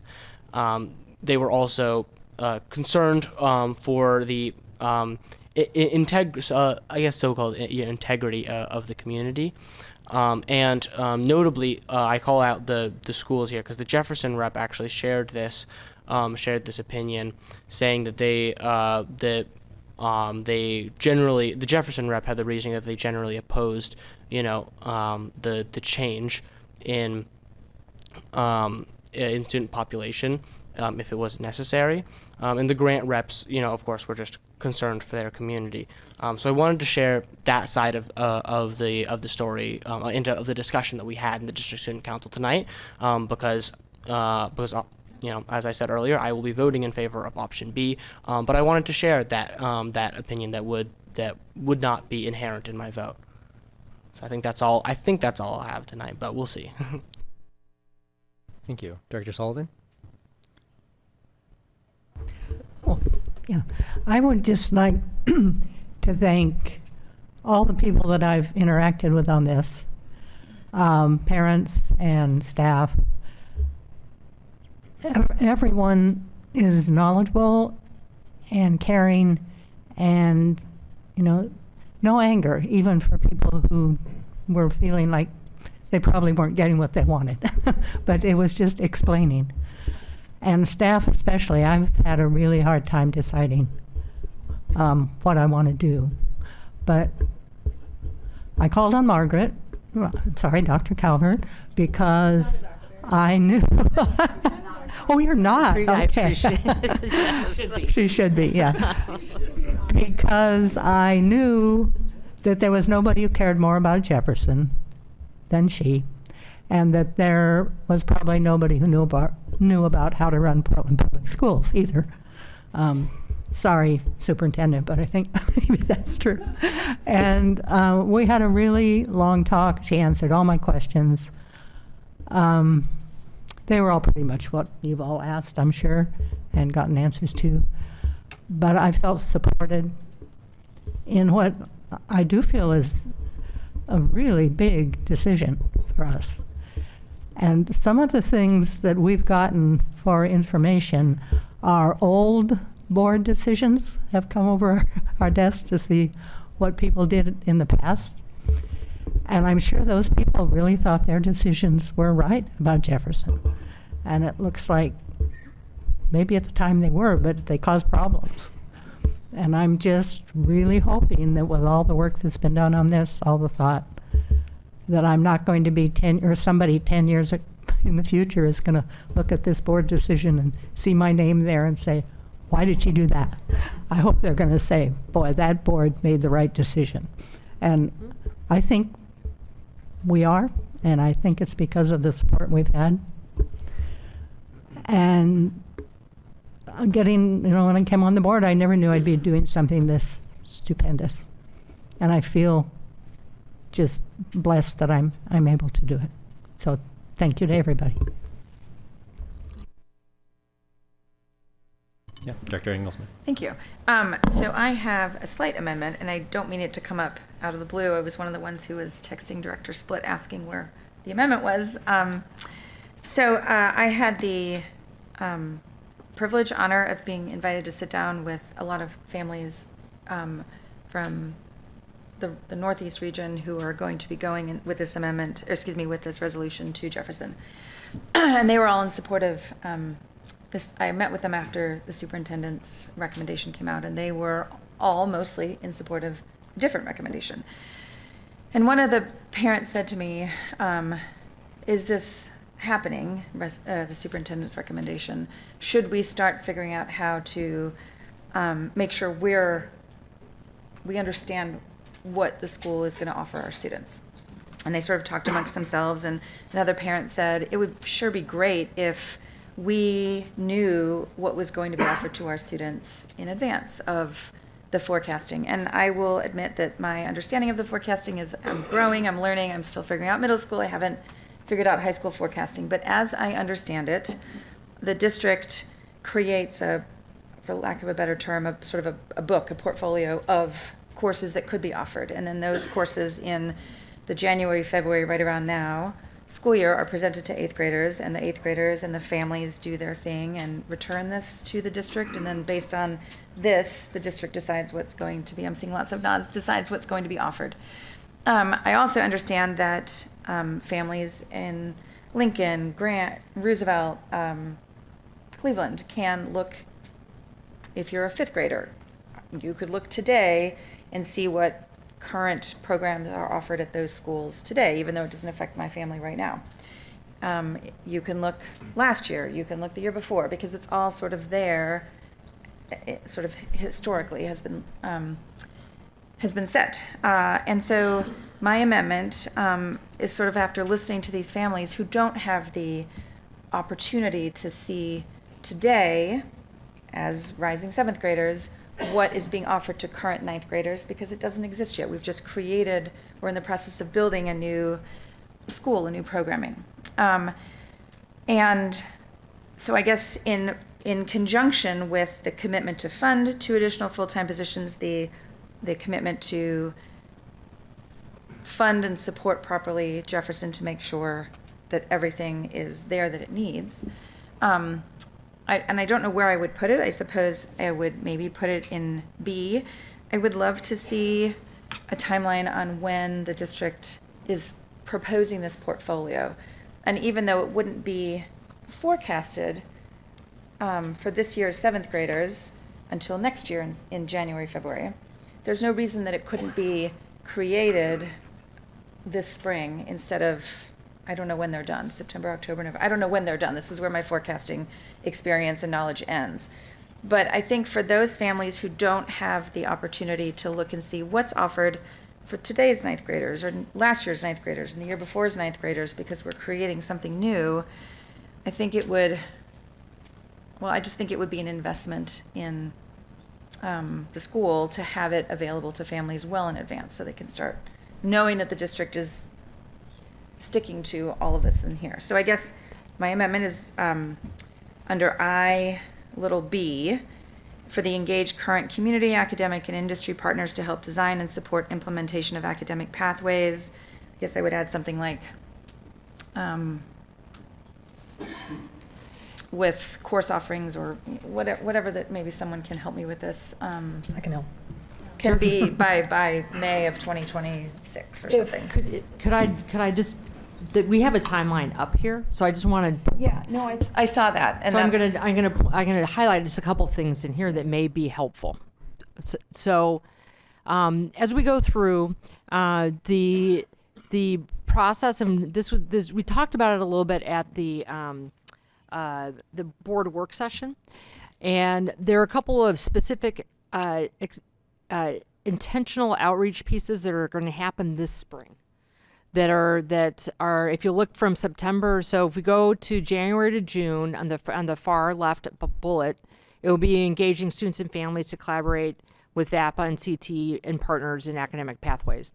That will start to be rolled out, and that will be shared in the fall. And so you can look in September to December that there'll be a release of the CTE roadmap that will show what that looks like. And feedback cycle for students, staff, and families. So that part will be completed prior to 7th graders being able to forecast in January of 2027. So I think that some of this is being signaled and will be shared as part of the process that we're laying out. And it is currently, as it stands right now, families can go on any high school website and look at the current course offerings. So that is there. But I think what we're signaling is that it's in this engagement as we go through the spring, that sort of roadmap would be prepared by September with some very formal opportunities for there to be feedback. And I'm going to turn it to Dr. Histich to provide a little additional information. Just to add a couple of things. So all of our 9th graders, 10th graders, 11th graders typically take 8 classes. So this year, all of the 9th graders at Jefferson, like all of the 9th graders in every other high school in PPS, take English language arts. That curriculum is aligned, it's consistent across buildings. They all take a math class, and at Jefferson they either take algebra or geometry, depending on what their 8th grade experience was, which is the same as every other high school. All the students at Jefferson take physics in 9th grade, which is true for every other 9th grader in the school district. They typically take a social studies class, which is more or less consistent with every other high school. They take PE or health or some combination of the two, which is consistent with every other high school. Sometimes they take a world language class. And then they typically have, as 9th graders, a couple of spaces for electives. And at Jefferson, they can already choose from a host of elective courses, journalism, yearbook, AVID, there's leadership, there's a design class, etc. So the core experience of students at Jefferson right now is already pretty similar to that of every other 9th grader in the school district. Where we see opportunities for expansion is the breadth of experiences as they continue to move through their high school experience, and that additional staffing will allow us to provide that. Specifically, students at Jefferson will begin forecasting in the next few weeks, which is again consistent with other high schools in the school district, and Principal Shelton and the team, with some of our support, is in the process of finalizing that course guide. So that will be available to current and prospective families in the next couple of weeks as well. So what I was hearing from maybe some of the parent concerns is maybe this idea that somehow the programming at Jefferson right now is less than or somehow places students at some sort of a disadvantage. And I just wanted to highlight that there are students at Jefferson right now. There have been students in Jefferson for a number of years. The staff and administration there has done a really good job of making sure that their core experience is very much in line with what other high schools offer as well, if that makes sense. Anything to add? I have a lot, but I'll just say Okay. that's fine. Yeah, I'll say.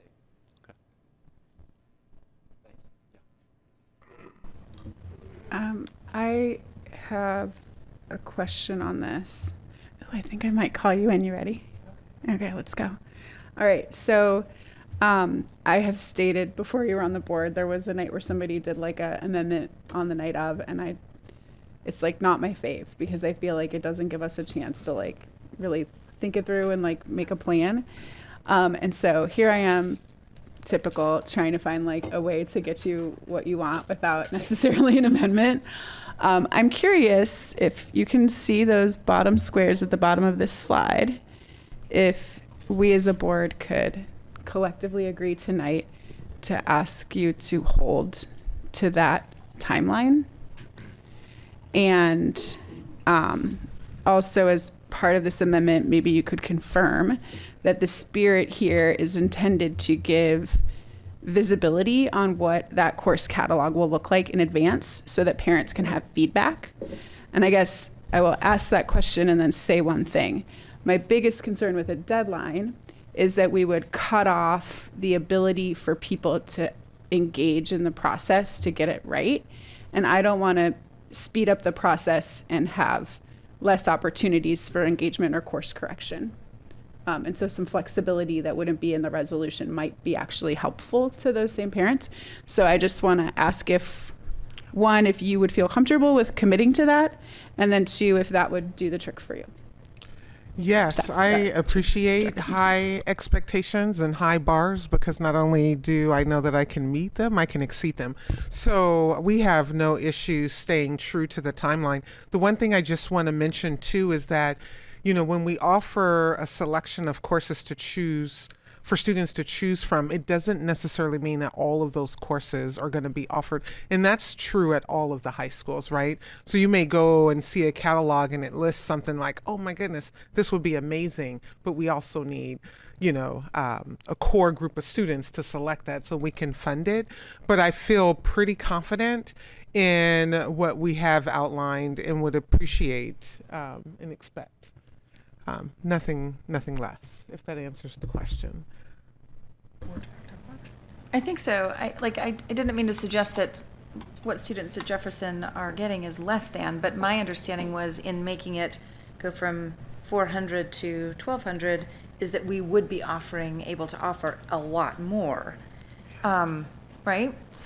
Well, I think yes, and so that I think that's the idea behind the portfolio idea, that it's not that it's going to be able to offer classes that are just not possible with a student body of about 400, but would be possible with a student body of eventually. Yeah, I appreciate that. And I also think that Dr. Hastich was also answering other questions that have come in about, you know, the programming at Jefferson and what is currently there and what isn't. But I would definitely say, right, that the breadth, having the opportunity to create space within this timeline to bring something forward is something that we're committed to. And also for our ninth graders, right, we typically don't have as many offerings as that ninth grade year is foundational.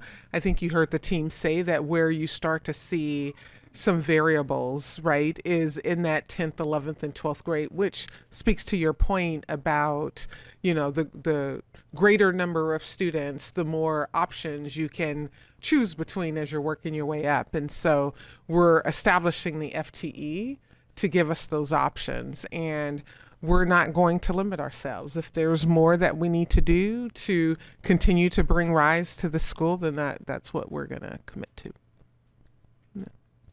Thank you. That does help a lot. I will say the last thing that one of the parents said, and it sounds like the district is aware of and committed to this, is the idea that maybe at Grant there's 12 kids who are interested in AP genealogy, but that's not enough kids to host the class because you need 18. I don't know what 75. Okay.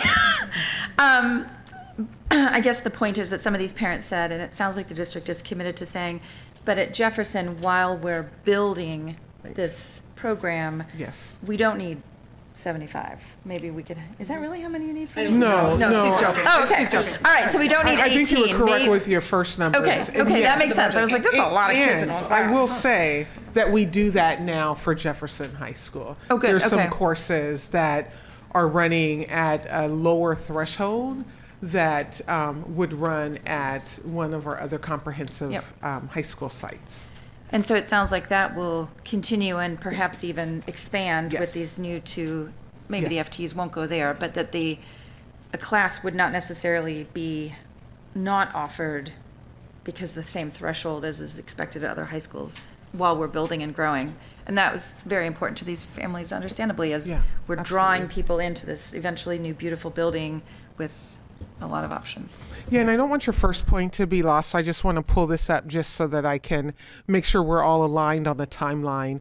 And that's the fact that we will have these course options available for our families as the students are entering in 8th grade or before they even make it to 8th grade. Right. So if we look at it, and I did not talk all the way through what was written on the slide, so I will take a short moment to do so. So we are in the midst of forecasting now, like all high schools are. What the commitment was to say where are some ways strategically over a number of years to build out pathways. So that is happening right now. So this is not work that we're waiting to do. This is work that Dr. Huestich and Principal Shelton have been engaged in with their site council, PTSA, and students currently. So when you look for that June to August timeframe, there's going to be staff professional learning and a review of the early academic pathway development. So we're going to say and signal what are some of those early pathways that are going to be developed, not in 2 years, for the fall of 2026. Right? So this is current 8th graders will have the opportunity to look at this and to have some of these expanded pathways and then and look at what this looks like and which may show up in a variety of ways. So I don't want to commit us to anything because I don't know the answer because I'm not in the midst of that conversation, but part of it may be that it could be something that shows up at a freshman level and at an upperclassman level so that we can see the development of the courses in a pathway. There's a course progression that we're going to be able to see. So that will be determined between June and August with some professional learning.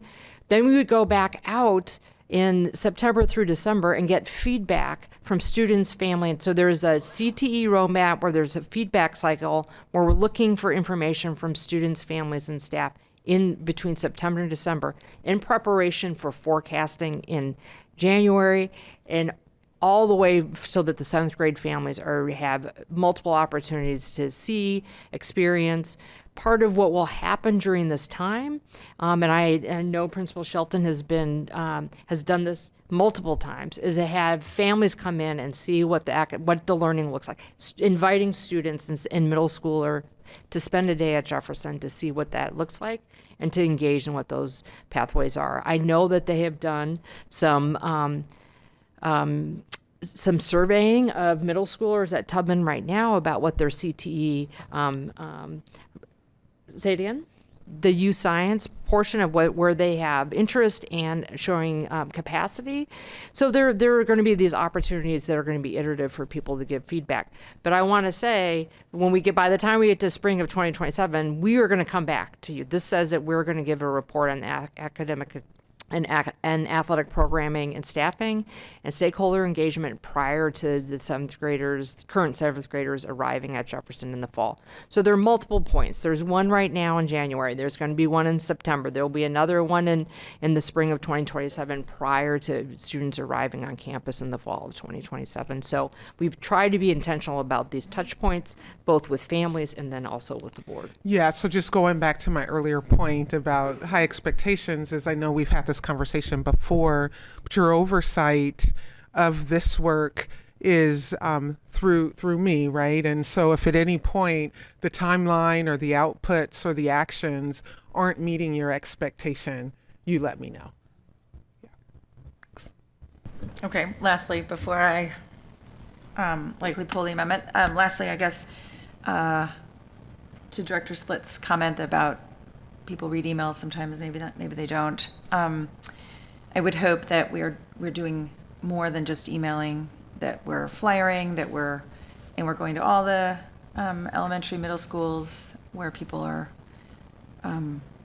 needing to know this information. And if we send out an email, because there are so many emails that go out, not just from PPS, but from everywhere, people's inboxes are full. So we're figuring out how to use the principals of the middle schools to get the information out, the classroom teachers in the middle schools to get the information out, so that families don't miss, I'm not saying there would be just one, but the families don't miss the couple of emails that come out from the district about, hey, this is your opportunity to be engaged. So with those nods, I will withdraw the amendment.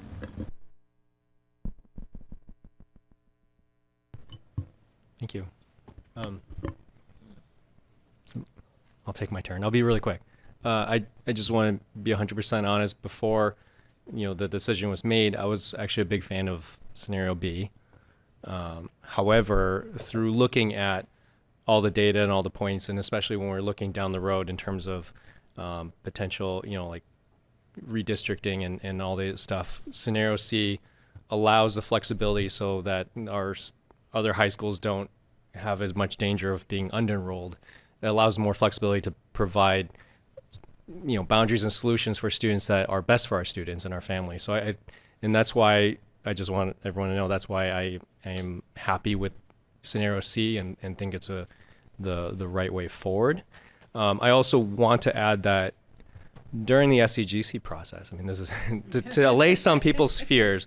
One of the things that we actually did as the community members, we actually talked to a lot of other districts, especially in other cities that actually have a lot more fluctuation and change in population than we do. And in those districts, redistricting high school boundaries was almost like we just do it all the time. It's no big deal. Right, and it's very interesting, the difference in dynamics between when we looked at those districts and then what they say, how it works, and how it makes us look a little crazy. I'm just want to be a little honest. So that's something that kind of reduces my fear as well in terms of when we're looking down long term. I know thank you, Student Representative Retorta, for bringing up Roosevelt, because that's also one of my concern. I'm also concerned about McDaniel because border schools have a hard time because they can't enroll from outside, right, from their boundaries. So, but when looking at what other districts do, high schools, there's a lot of flexibility in terms of high schools and what we can do to make sure that all the high schools are properly enrolled and have robust enrollment and all the course offerings. So I think that's one thing I just want to add in there, that there are solutions out there. People have done it, and there are concerns about the high schools, but I'm also saying that, change is not as scary as sometimes it seems. And thank you. Kids are brilliant. They adapt so quickly. So thank you for all the hard work. Do we have any other comments and questions before we move on? Director Sullivan? I have not heard as much about what you're doing with the athletic program. That hasn't come up so much. And we have a great chance now for you to talk about that.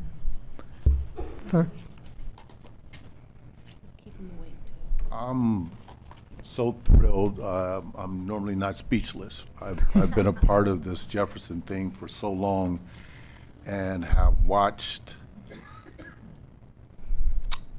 I was telling Dr. Franco and Honorary Dr. Margaret today that this is one of the most inequitable things I'd ever seen in terms of deciding that Jefferson should be 400 kids and have a full athletic programming. That was asinine to me. But equally, I'm excited because one of the things that I've always been trying to do is how do we add more programs for kids? And I'm so excited because even though Grant will drop in numbers, they're not going to drop in kids who play sports at Grant. So they have 2,100 kids. They still got to have 1,000 kids who are going to play sports when they drop down to 1,400 because kids want to play sports. Well, some of those kids who were at Grant and at Roosevelt and at McDaniel are going to get a chance to play sports when they didn't get a chance to play at those other schools. So our numbers are actually going to go up. The inequity that was there will be eliminated. So I am thrilled that you guys have made that decision in terms of eliminating the dual boundary. Also, as a former Jefferson athlete, I could only say, well, I did coach there too. I know. I mean, All right. you have And coach, I could say, I can say that I'm just thrilled that we will go back to being the School of Champions. You know, when I think about just little things like demo, I say, I ain't never heard of general, I say. I ain't never heard of guardian, I say. You know, I never heard should have been a techman. I've always heard I should have been a demo, because there's just some pride in terms of what's happened in our community, and just to think that we'll go back to that is really, really, really exciting. So I just wanted to say that prior to our comments in terms of what it means for athletics. In addition to the inequity, I think we're going to have the opportunity to build some of their programs from the ground up that they haven't had. So whether that's tennis, whether that's a robust softball, whether that's moving from JV2 soccer to having 4 soccer teams with the addition of the kids who are coming from schools who've played soccer and have gotten cut. I think we've cut 50 or more girls at Grant every year in soccer. Those girls will now have a chance to play at Jefferson, and we'll probably go from 1 team to 3 teams in 2 years, maybe even 4 teams, right? So we're really excited about that. Baseball, Wilshire Little League is probably one of the best youth baseball programs in the state. A lot of those kids are actually going to be Jefferson kids, so they'll go from having just enough to field a team to having 3 teams, right? So as I said about the inequity being addressed, it's going to be a wonderful opportunity for kids to be able to participate. And the last thing, as I said, we're going to be standing up some of those programs by having adding some youth programs, working with Northeast United Soccer, Wilshire Little League, the softball programs that are out there to make sure that Jefferson has, selfishly, more than everybody else, because everybody wants to be a demo. Stop that. All right, so we are close to time. Can I- Director Chase Miller, Oh. and then I'll bring it to Director LaForte to finish off, and then Okay, I'll be quick. Like others, I want to hold space for the time and care that has gone into this work. Honorary Dr. Calvert, Nicole, Dr. Falstich. Y'all have done such an incredible job, and Principal Shelton, you've been such a fantastic ambassador for your school, and it's really been an honor and a pleasure to see you all do your thing, and the heart that you've brought to this work. It's not every day that you have the opportunity to right a historic wrong, so I want to hold space for that in this moment also. Jeff means so much to our community, and want to hold space for that too. It's really an amazing opportunity and privilege to be here now in this moment when we see the promise of Jeff being restored. School of Champions. Let's go. I'm ready for it. So excited. In a time in our country that feels very scary and bleak, justice for Jefferson and for Albina brings hope and joy. And I want to celebrate that. I want the Roosevelt community to know that we are committed to your ongoing success. Also McDaniel and Grant, but I know there's some particular anxieties for Roosevelt, so I want to name that. I also want to name a commitment on my part, and I hope on the part of the board as a whole, to Tubman. I was also an option B person. I struggle with splitting Tubman. Ultimately, I think that we're making the best decision. Principal Greer has done such amazing work at Tubman, bringing that community of kids together and creating something really amazing. And regardless of where they go to high school, I hope that we're intentional about maintaining that. Finally, I've heard a lot about like how things have always been. I've told some of you this. My grandfather grew up a couple blocks from Irving Park and went to Jefferson High School and had a lot of pride about it. I have an aunt who's like 78 years old, and she comes back every year for the Jefferson reunion. So it's a big deal, and I know that change is really hard, and I don't want to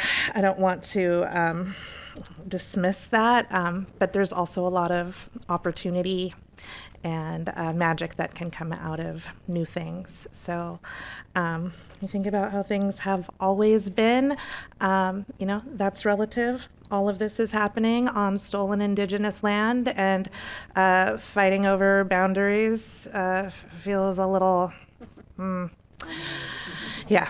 I'm just gonna leave it at that. Yeah, thank you.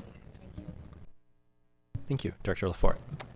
Okay, so as the Zone 5 rep, this is literally and figuratively my backyard. I know the Jeff to Grant corridor like the back of my hand. I started my time in Portland, living in Kenton, and now I live basically the intersection of Irvington, Sabin, and Grant Park. I can literally see them all from my front door, and this has been quite a few months. And I do support Scenario C, and for a number of reasons. And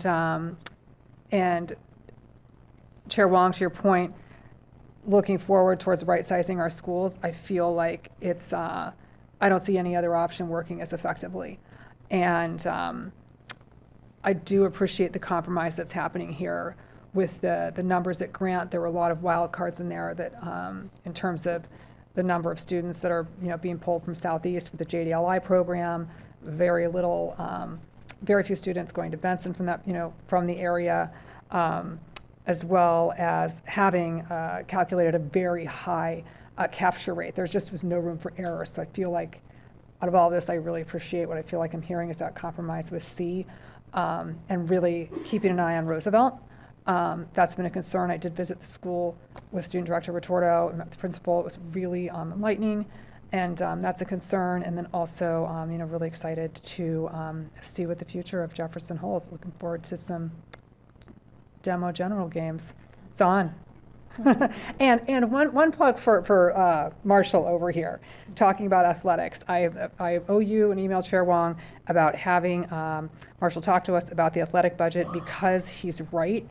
It will grow with the addition of Jefferson. So when we're looking at future budgets, it's just, red flag in terms of cuts that would impact, what we're all hoping that we see for Jefferson. So I'd love to do a deep dive on that sooner than later. Noted. Thank you. All right, let's check in. Do we have public comment? No. All right. Sorry, we are almost 4 minutes behind schedule, so we'll move. Here, we are now going to vote on Resolution 7229, resolution to designate attendance boundaries for Jefferson High School. All in favor, please indicate by saying yes. Yes. Yes. Opposed? No. Abstentions? Student Representative Retorto? I'm sorry. Could you repeat the resolution? I didn't pass it so fast. Okay. Well, I'm saying yes in that case. Yes, anyway. Yeah. Voting no would be your B. Okay. Thank you. No. Thank you. Resolution 7229 is approved by a vote of 6-1, with Student Representative Retorto unofficially voting no. Thank you.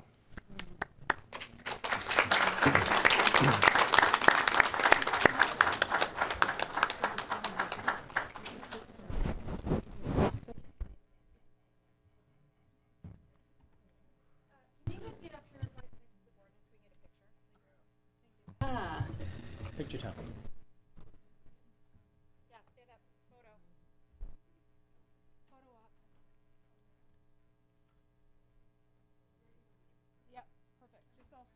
Oh yeah, come to the front. Sorry, perfect. Come to the front. Sorry to interrupt the meeting, but this is an important moment. Sorry, I changed my mind. Sorry, come to the front. Just do what you're told. Come to the front.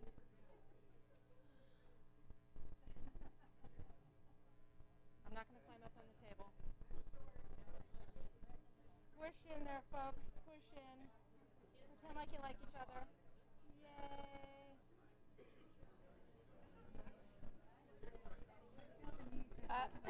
Shorty's in the front. Shorty's in the front. Are they all in? No. I need you guys to squish more. I can see Stephanie too. If you're more on this side. Patty, I hate to tell you this. You're not that tall, my friend. Not that tall. Oh, there you go. All right. Nope. Squish. Keep going. 1, 2, 3. All right. Yay!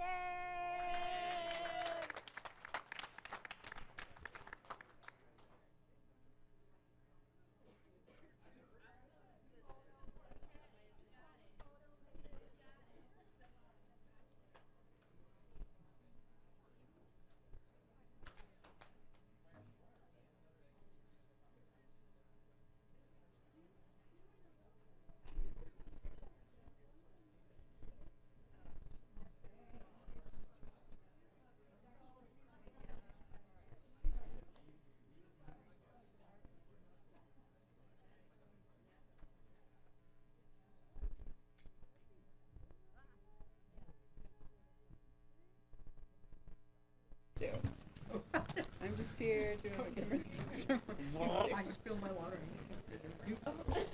Oh. Just want to acknowledge. I'm gonna go to bed. I'm gonna slip out of the Okay. Okay. Don't take a break. Don't do it. Just slip. Okay. You know, if you heard putting your phone in the water, rice. Yeah, I've had to do Okay. That was a huge moment. I still feel like I'm a little out of breath, so I'm gonna try to move on without choking up here. So, all right. Thank you for all being part. It was just want to acknowledge, I mean, this is a huge momentous occasion, huge changes in the district, and I believe we are doing the right thing, so thank you. All right, next up we have a resolution to amend the revised field trip form travel and other off-campus activities. On December 2nd, the board meeting then, the board adopted a revision to the field trip, foreign travel, and other off-campus activities policy, 6.50.010-P. At that time, there was an amendment, I think then it was labeled Amendment 2, that the board had voted to postpone to a future meeting, which is today.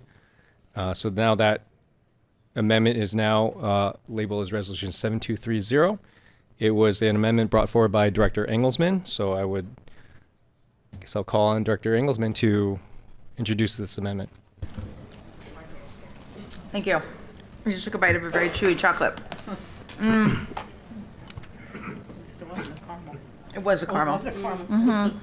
So I think it's important for me to sort of highlight what I feel like happened with this field trip policy. And I remember sitting here in September when the new field trip policy was brought to the policy committee. And when it was put to the board, 2 out of the 3 of us hadn't even read it because it was posted so late. And at that time, when I was objecting to sending it to the board and asking that we spend a month to be able to read it and then maybe talk about it before we send it to the board, sort of the responses were, well, we'll be able to talk about it and make amendments and make changes and everything when it's with the full board. And so once I had a chance to read it, there were some things about it there were a lot of things about it that were great. There were some things about it that I would like to see changed. And so that's why the amendments I have had, I brought forward. That said, I think it was Director Sullivan at the interesting December 2nd meeting. I was looking for the right adjective. I think it was Director Sullivan who said the intent behind this that we had is maybe not the right language, and so maybe it should go back to the policy committee to be talked about. I frankly don't remember much about what else was talked about at that meeting. But I think that we should send this back to policy to be talked about. But I do think it's important to talk about and not just send it to policy to die because there's not enough support in it, because the intent behind it is to make sure that the students who don't have the immense privilege of going for 16 days to a different country, that they still have the privilege of learning when they stay home. And I don't understand the DLI system and how it's set up within the schools for which teachers teach only DLI, which teachers maybe teach both the language immersion program and the non-language. I don't understand it. And so in sending this back to the policy committee, I am doing so in good faith that we will figure out with maybe a presentation from the district, someone who knows and can answer my questions, and assure me that kids who maybe aren't in the DLI program but have a teacher who also teaches them are not left without a rigorous and regular course program for them while they're back at home. And I just don't know. And frankly, it's because this thing just didn't give me the opportunity at the policy committee to ask these questions. And I know that we've talked about that and we have righted it, and I'm really proud of us for those conversations, but I still have concerns, and maybe they're not valid. Maybe I will get answers and I will say, oh, there aren't concerns. But I requested field trip information, and to hear families around the district, not just in DLI programs, but around the district coming to us. And we got an email today from a family at Marysville saying, my kid has had substitutes throughout the year in 3rd grade. And I think we collectively realize, and it was said today, that students do best when they have their classroom teacher there.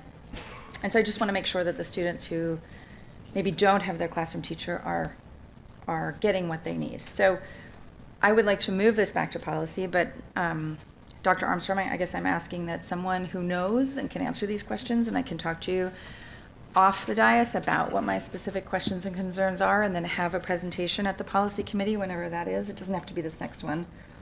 We moved it. We had initially, we're going to meet on the 26th. I won't be there, so it would be you and Director Chase Miller. We thought we were moving it. We are trying to find a date right now. I would say, like, if it were me that had that many questions, it might be helpful to get the questions answered first, to understand that, the students that are left behind aren't watching movies for 2 weeks. I know. They're getting they're getting the same education that they get minus the trip to a foreign country. And I am looking at the audience that's here at, 8:30 at night on a school night, and I'm reading through the emails, and there are a lot of community members that are directly impacted with this policy that do not want to amend it. And I'm inclined to be led by those that are the closest to the issue, those that are lived experience, those that have students that are waiting and looking forward to this trip. And I'm confident that the students that are left behind are literally, they're not watching movies. They're left with a normal PPS programming that excludes the trip. So I'm wondering if it would be helpful to solve for that rather than move the policy around, because the policy as it's written without the amendment is the one that, even the principals that we've heard from are in favor of. So I'm just wondering if it's a matter of getting, understanding what happens when the trips happen versus moving things around if you don't understand the system. Like getting some clarity on that. It's just a question of wondering I have. I'm just wondering, so the only thing you want to change was what's in orange here, which necessitates intentional planning. But really, it already says students remaining on campus must continue to receive quality curriculum-based education, which is exactly what that yellow is. It already says that. And if you're a teacher, that's what you would do. It previously said continuity of curriculum and was changed to curriculum-based. And my concern was having continuity of curriculum in there, because this policy isn't just for, our Mandarin, Japanese, and Vietnamese programs. That would be for any potential. I mean, the DLI trips obviously tend to be the longest. We were given some information, which has been really helpful in terms of we have a field trip tracker now that shows the number of days. To Dr. Engelsman's point, I was asking questions today. Do teachers that travel, do they teach just DLI classes, or do they teach DLI classes and some regular classes at some of our schools? Like maybe not just 3 programs, but all of the, the Spanish immersion programs. And I feel like this amendment kind of covers that wild card for me, so that let's say it was a Spanish program at a different school, and a teacher was responsible for, and I don't know if this is the case, this is why I like this in here, teaches 4 DLI classes and maybe 2 other classes. That would be a really heavy load, wouldn't it? But it just covers off on the continuity of curriculum that instructor touches in terms of the students. So I'm very comfortable with the addition of continuity, so that no students are left waiting for an instructor to return or relying on substitutes. Does that make sense? Yeah, that makes sense. I'm going to respond to that. I think. May I just offer clarity that the next policy committee meeting is going to be next Friday, but Roseanne just let us know that it's going to be confirmed then, and you will get that notice. Sorry to interrupt you. Oh, thank you for that. Thank you. What typically happens in the Asian DLIs is that the teacher of that DLI language goes on the trip and actually leads it. Right? It's a huge effect. And so the ones left behind, quote unquote, and actually don't actually appreciate that term because it's not what they are. You remember middle school is 7 periods. So the 6th and 7th grade that are in that DLI program that have that teacher, yes, they would be having a different teacher for those 1 or 2 weeks, however they're gone. However, if you ask every student in 6th and 7th grade if they're willing to have oftentimes a lot of these schools, they also get a Japanese speaking or Chinese speaking substitute as much as they can, and that often happens, and it doesn't always happen. It's not perfect, and so it's not necessarily they're missing out, but they do a lot of work to continue their curriculum. Even the students that go abroad, they have a contract that they sign that they say they will continue their coursework so that when they come back, their teachers don't have to reteach everything. So it's a really rigorous oversight that's going on in the schools, right, by the principals and the teachers.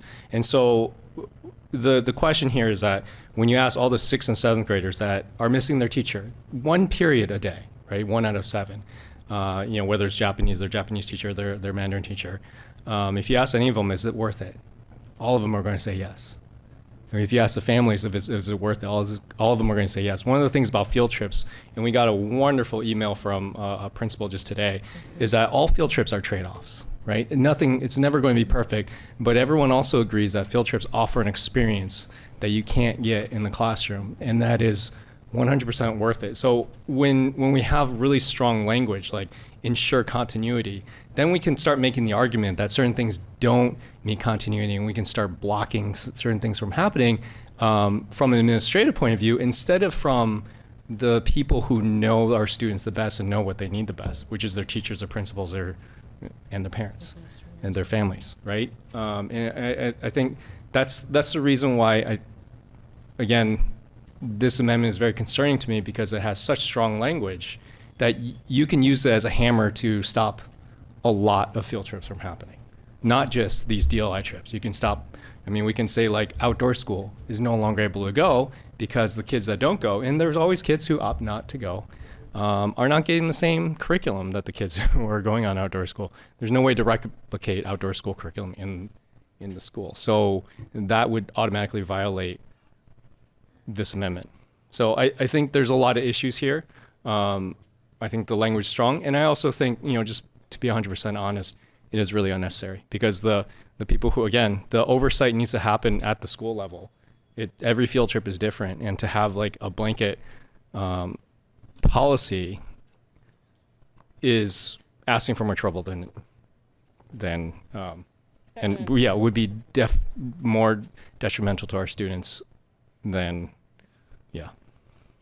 I just remember 2 years ago, we spent a whole lot of time making sure we could get those days for the Yes. the long travel programs.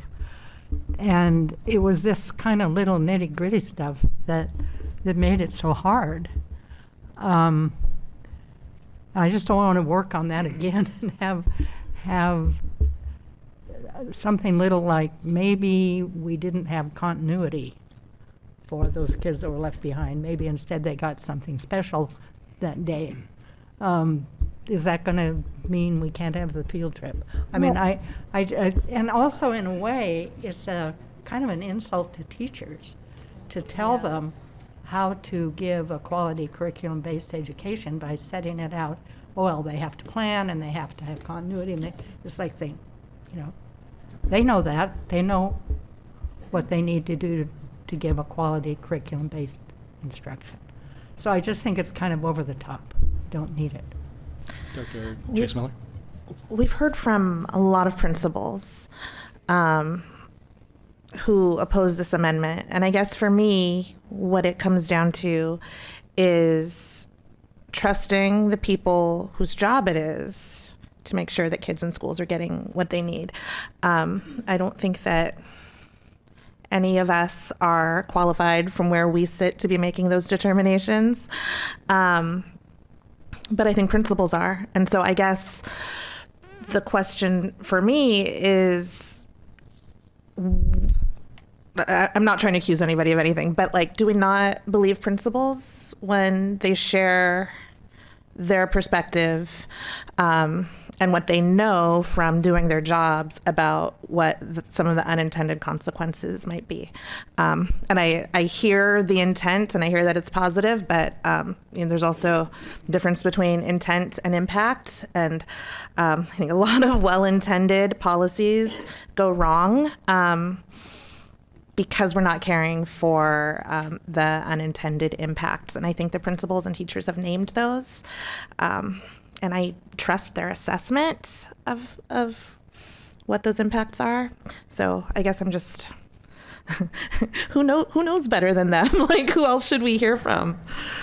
For me, it's not so much about trust. It's just really just setting the policy that will hopefully be in place for multiple years and protecting the students who are left in the buildings potentially without their teachers. It may not be, these particular trips. It might be future trips. Is there some room for, and I do keep going back to the May 24th, I think it was May 2024, the staff report that, we get to a point in these number of days where Margaret Calvert did say that these days, they're not something that students can recapture. So I look at that and think that we're really protecting the education and of the students who are not able to go. This is a real privilege to go on these trips. So I'm looking at the students who are not going. I don't see the harm at all in adding this language. I don't think it will be weaponized. Would you be open to maybe putting a number of days for trips over, say, 5 days? Well, I mean, you say you don't think it's going to be weaponized, but it has been. I was just going to say, if we know about the history of this particular ask, it was based on some really gnarly assumptions. I don't want to go into it. I think we all know. And I think this could be weaponized, and it is weaponized. And that's part of my concern too. But I think back to Director Chase Miller's, like, we've heard from principals that administer this program. I believe them. I don't have an educational background. I don't know if you do either, or education administration. I trust the professionals. I know what I don't know. And we've heard from families too that this would impact. In fact, last year, when we were having this discussion, prices were going up by, I think, $600 per ticket for a Japan trip. And it was because we were, talking about the nuances and what we need to see. And I want to put my faith in the professionals that know this business, that know best what their school communities need. And I feel really strongly about that. We could, if we decide to move it back to the policy committee, but I'm going to advocate for, I'm going to hold my ground there too. So I want to let the professionals do their jobs. I'd like to add that I do think that this language is is a bit serious, and so it does add a factor of risk to passing an amendment such as this. And I think that when we're considering an amendment with a higher risk of being abused, I think that we need to prove that there is a sufficient level of harm under the status quo to consider taking a riskier option. Not that I'm opposed to that. I think that sometimes we do need to take bolder action, but I just don't think that there are enough students affected by this on the on the number of students who are so-called left behind, as weighed against the number of students who could potentially be harmed by trips like this being shut down, and for that reason, and also because we've received comments from students today who are also in opposition to this policy, and so as a student representative, I feel inclined to vote in solidarity with them. But yeah. One more thing, I work as a policy analyst for the city of Portland, and whenever we look at a policy or imposing a policy on the public, we need to pressure test it to see who it benefits and who it harms.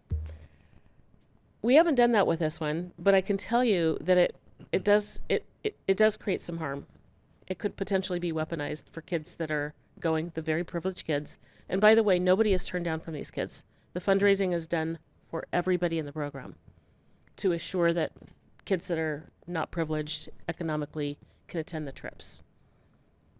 The fundraising happens for everyone, for every student.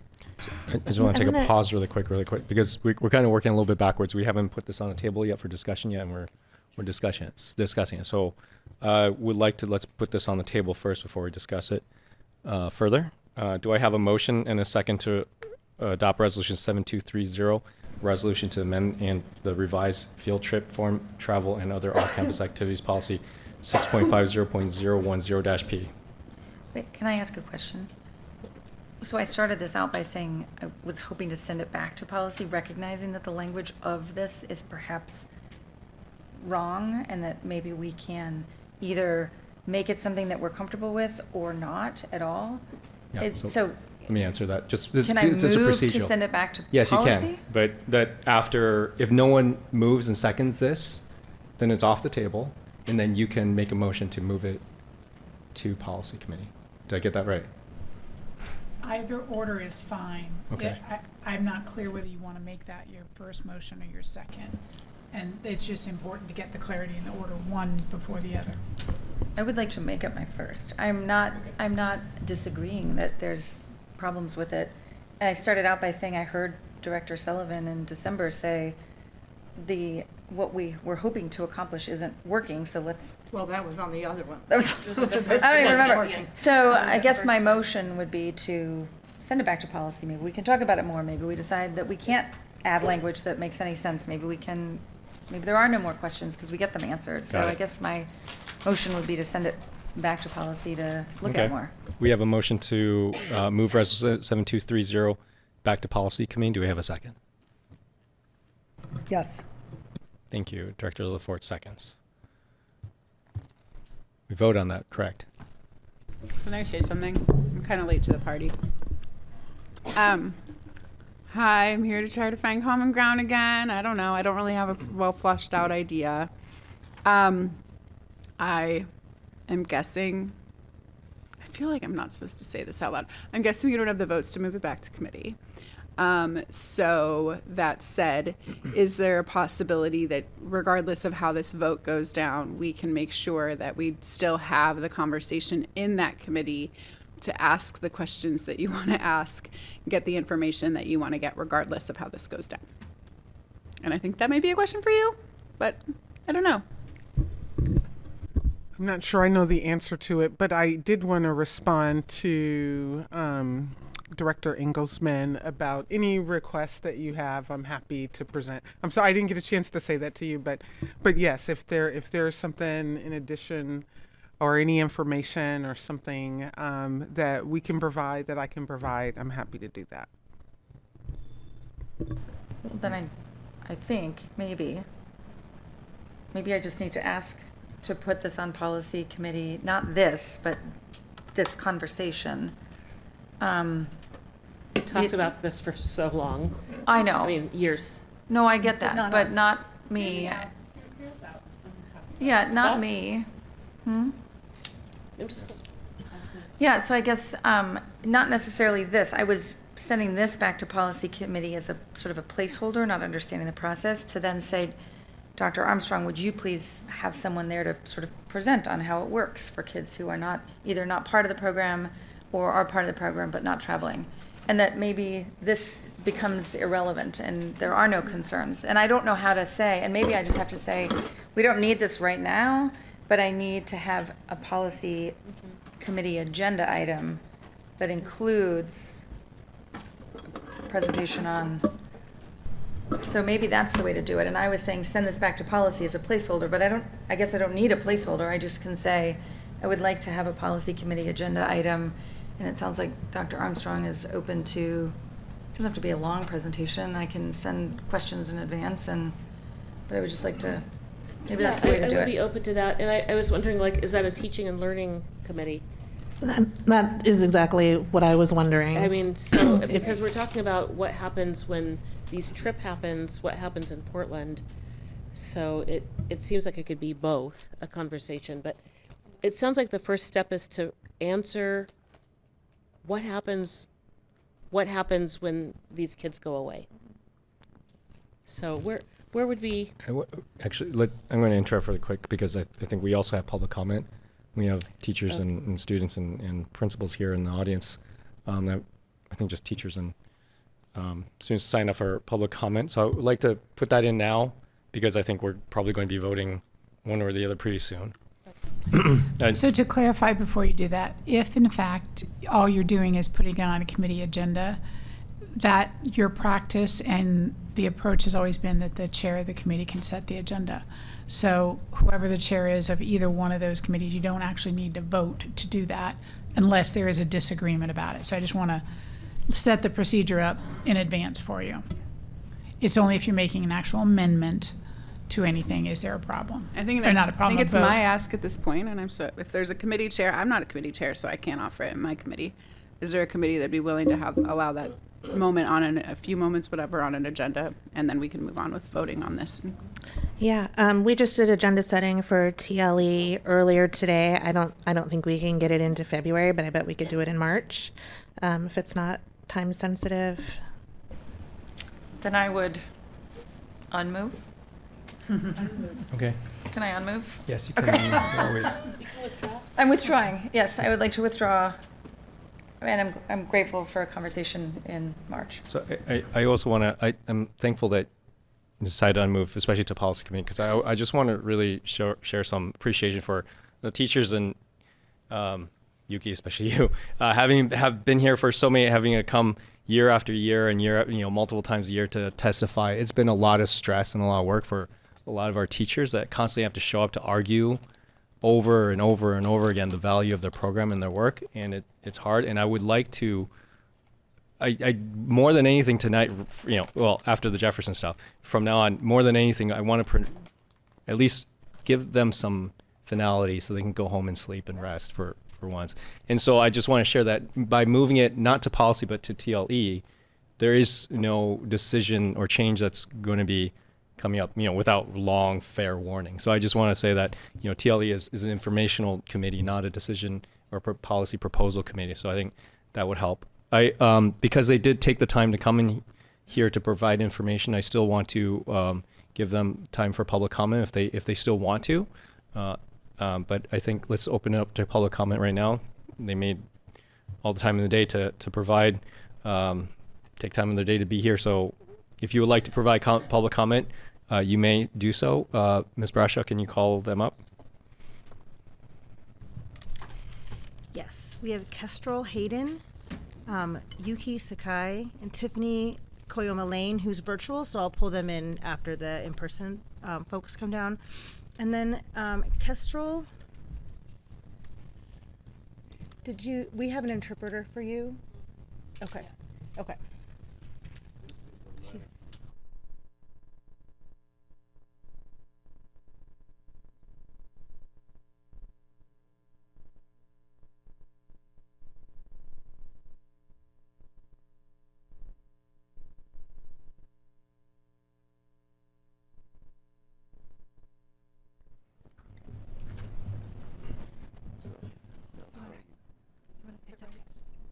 通訳の方ですか？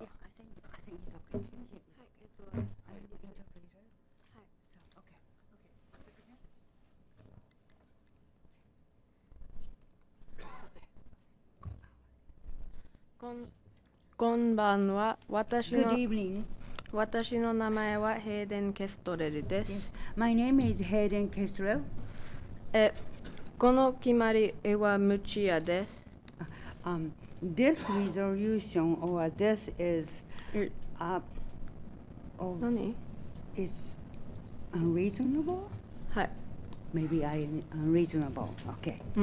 もちろん修学旅行は日々の学校生活とは違いますか? Yeah, of course, you know, like this field trip is different than the, you know, daily school life. 普通との違う点には価値あります。Yeah, this is very variable, the difference than the ordinary school life. That itself is very variable. この修正が承認されたら、たくさん学校休場のできなくてしまいます。This is determined. This is the settle as you want. You know, our daily life is going to be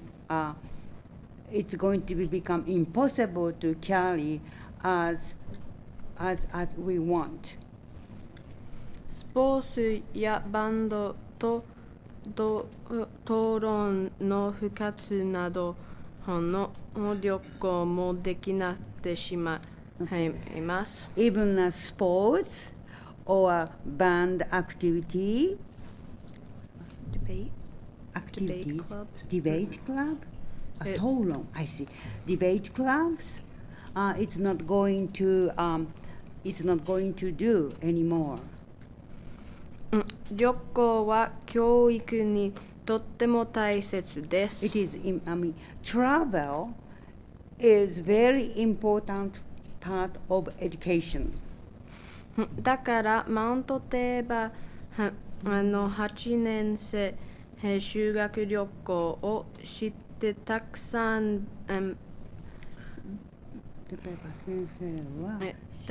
文化と言語を習います。Okay. So that's why, you know, in Mount Tabor, 8th grade of Mount Tabor, elementary school life, plenty of elementary school life. What is this one? The trips help us learn culture and language. Yeah, I think, okay. So that's why this trips, 8th grade of field trips is very important to us to enjoy our, you know, school life. So please maintain this one. I mean, この修正に反対ください。Yeah, please against this resolution. It's okay? はい。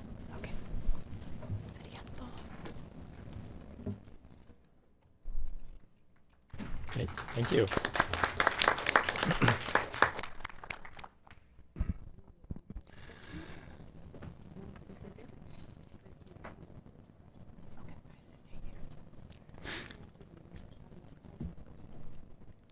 Good evening, board, and thank you very much for hearing us again. I'm so proud to be sitting next to my student at this table. I'm feeling that right now, and they're behind me as well. Some of my remarks may potentially be a little obsolete, but I'm going to go ahead with most of them. The role of the board is to guide the direction of the district. We must ask the question, what is this policy amendment? What would it say about this district's values? The less commonly taught dual language programs, Vietnamese, Mandarin, Japanese, and Russian, provide rich, culturally affirming, rigorous opportunities for PPS students. When teachers put in the hard work to build such a program and admin support those teachers to do that good work, the result upon which that teamwork is built speaks for themselves. Teachers have brought new learning opportunities and bright futures for our dual language students for decades. And that is a legacy that we do not allow a policy amendment such as this to upend. We know there was a complaint, and that complaint was from around 10 years ago, and we are resolving it at the building level.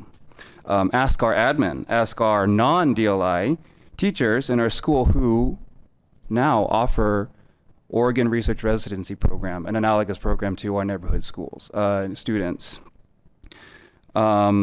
Please do reach out to them. I'm hearing that that is where the conversation is going. My admin, my other teachers would love to answer questions, specifics about what is happening while 8th grade JDLI is in Japan. We would speak in one voice. The policy amendment would harm us. It has left us asking the question continuously. We have been asking, why would this amendment be proposed? I speak on behalf of all of those in our community. We demand assurance that DLI is not the target of weaponized political process. Teachers from DLI and neighborhood schools are from the DLI and neighborhood. Principals and parents have told you that this policy will yield no results, no benefits, but make us more vulnerable to outside interests shaping our programs, wresting local control away from the people who make it what it is. If you cannot prove beyond a reasonable doubt that your proposal would not have any adverse effects, and we know that the adverse effects that we would know have on DLI, and that it is created with only the best of intentions for our valued PPS programs, you must vote no. Thank you. Thank you.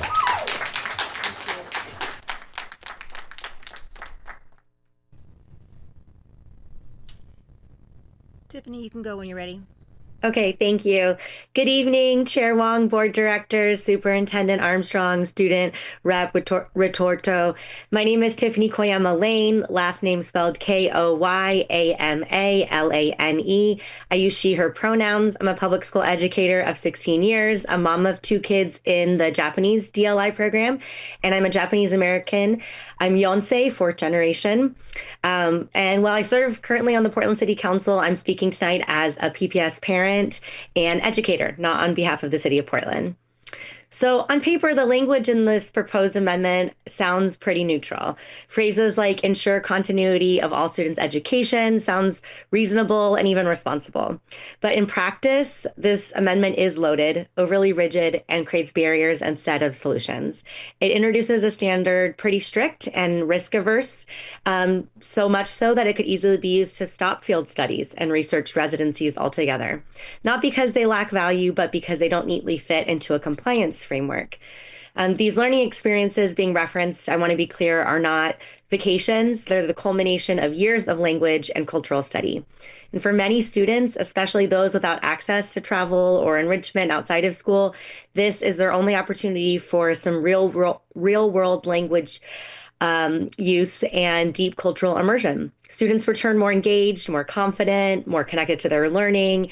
These residencies are powerful educational tools, and they are also one of the most effective antidotes to what we've been seeing more of, which is xenophobia and narrow nationalism. And that's because they build understanding, empathy, and human connection. I also want to name what I hear from many families in the Asian dual language immersion programs across the Vietnamese, Japanese, and Mandarin programs, which is that some of those Asian language programs often feel like they're being singled out. Whether intentional or not, that impact really does matter, and especially in this current moment. I want to talk a little bit about why the JDLI program is so important to my family. I'm a Japanese American. My grandma Eiko and grandpa Ray were both children when they were forced into the World War II Japanese incarceration camps. And my grandparents met after being released from the camps. They fell in love, had 5 children. One was my mom, Lily.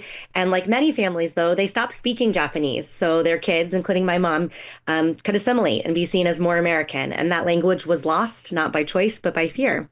And I really cannot fully describe the intergenerational healing and the importance that my family is experiencing, having my children actually speak Japanese and have that be woven into their school day. Nationally, Asian Americans make up only about 2% of public school teachers. And the fact that my kids learn from Japanese and Japanese American educators, many of them, really matters deeply. Building bridges and connections across cultures and countries is more important now than ever. I want to emphasize that teachers and principals really are the experts. They know their students, their communities, and their programs best. And I really hope that we can trust them and keep that flexibility where it belongs. Thank you so much for your time and for staying so late for these late meetings. Thank you. Thank you. Councilor Koyama Lane. Thank you. That's good. Thank you for the public comment. It's been amazing. I just want to share a little quick. Teacher Sakai, you probably are the only one who brought me the closest to tears ever on this board. I just want to share one moment because you've been here so many times. I just want to thank you for all your testimony and just coming back over and over again to fight for your students. It is inspiring to see.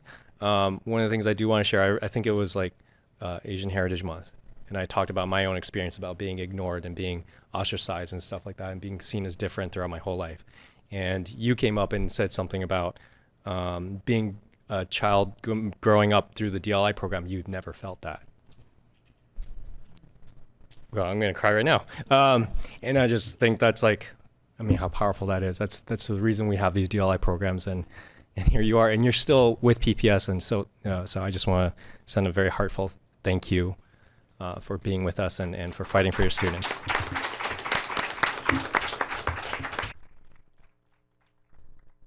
Whew. All right. Thank you so much. Thank you. All right, this is moved somewhere else. Next up.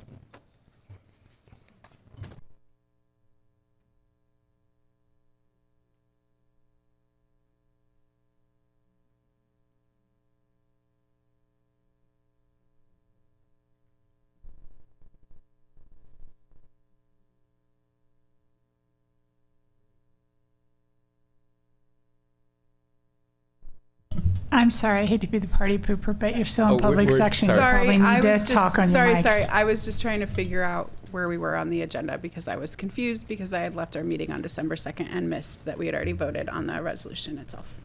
Thanks. Thank you. Yes. So currently policy 6.50.010-P is as is. Thank you everyone for being here tonight and sharing your thoughts and testimony. Next up we have finance focus. I'll hand this off to Dr. Armstrong.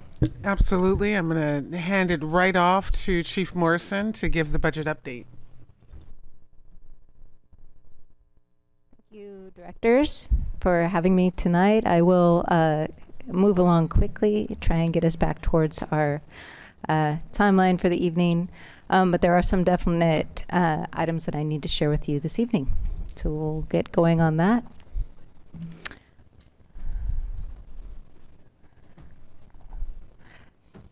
Some of this information is going to look a little bit familiar, trying to anchor us back to certain communication tools that we're using now in finance, and then give you some other updates of activities that are happening. So I've shared with you our financial reports online. We have added a monthly report to the supplemental materials. You can find those in Board Book. And we have also updated our website to include periodic reports there as well. Just want to keep anchoring back to that as part of our effort for transparency and to just inform you where we are in our current budget. Our Budget Basics website has had a pretty good makeover. Would encourage you to visit that if you get a chance, because we're going to be directing a lot of community that way in terms to gather feedback very shortly. And then we're still working on that contracts component. You have received feedback, and I received feedback about the difference between board authorization for spending, especially on multi-year contracts, versus budget holder decisions on when to access those services. So that information is coming. So our annual financial report status, so this would be for our fiscal year ending in June 2025. We Director Sullivan already shared that as of today, our timeline has shifted due to late information coming from our federal partners to our auditors that created a whole nother wave of testing and assessments, and we are busy putting that report together, and we'll have that out to our audit committee very soon. And so the shifting in our timeline to the audit committee meeting on the 5th of February to present the report. Our independent auditor will be available for questions at that time. Also give a little bit of overview of their process from their perspective, and then that will come to the full board for approval on the 10th. Budget reminders. So this slide, I think, has been shared before. We're targeting minimum 5% fund balance. That's at the low end of the 5 to 10% fund balance target that the board has set. This year, we're using $23.5 million in reserve. And so when we were closing our budget gap of $40 million, a lot of it was not operationalized. We closed the gap using the reserves. And so as we move into the next year, it's going to be important to recognize the gap we have moving forward. There are no reserves to fill in that space. And so sorry, you guys got me after 9 o'clock. But a budget with that more sustainable reductions at that larger amount is going to be impactful in so many ways. Can I ask a question? So current year projections, okay, so this year we're using reserves. Mm-hmm. Okay. Yeah. Next year, forget reserves. Okay. Correct. All right, so this slide is in no way reflective of some of the work that we've been doing to develop a recommendation to bring to you guys.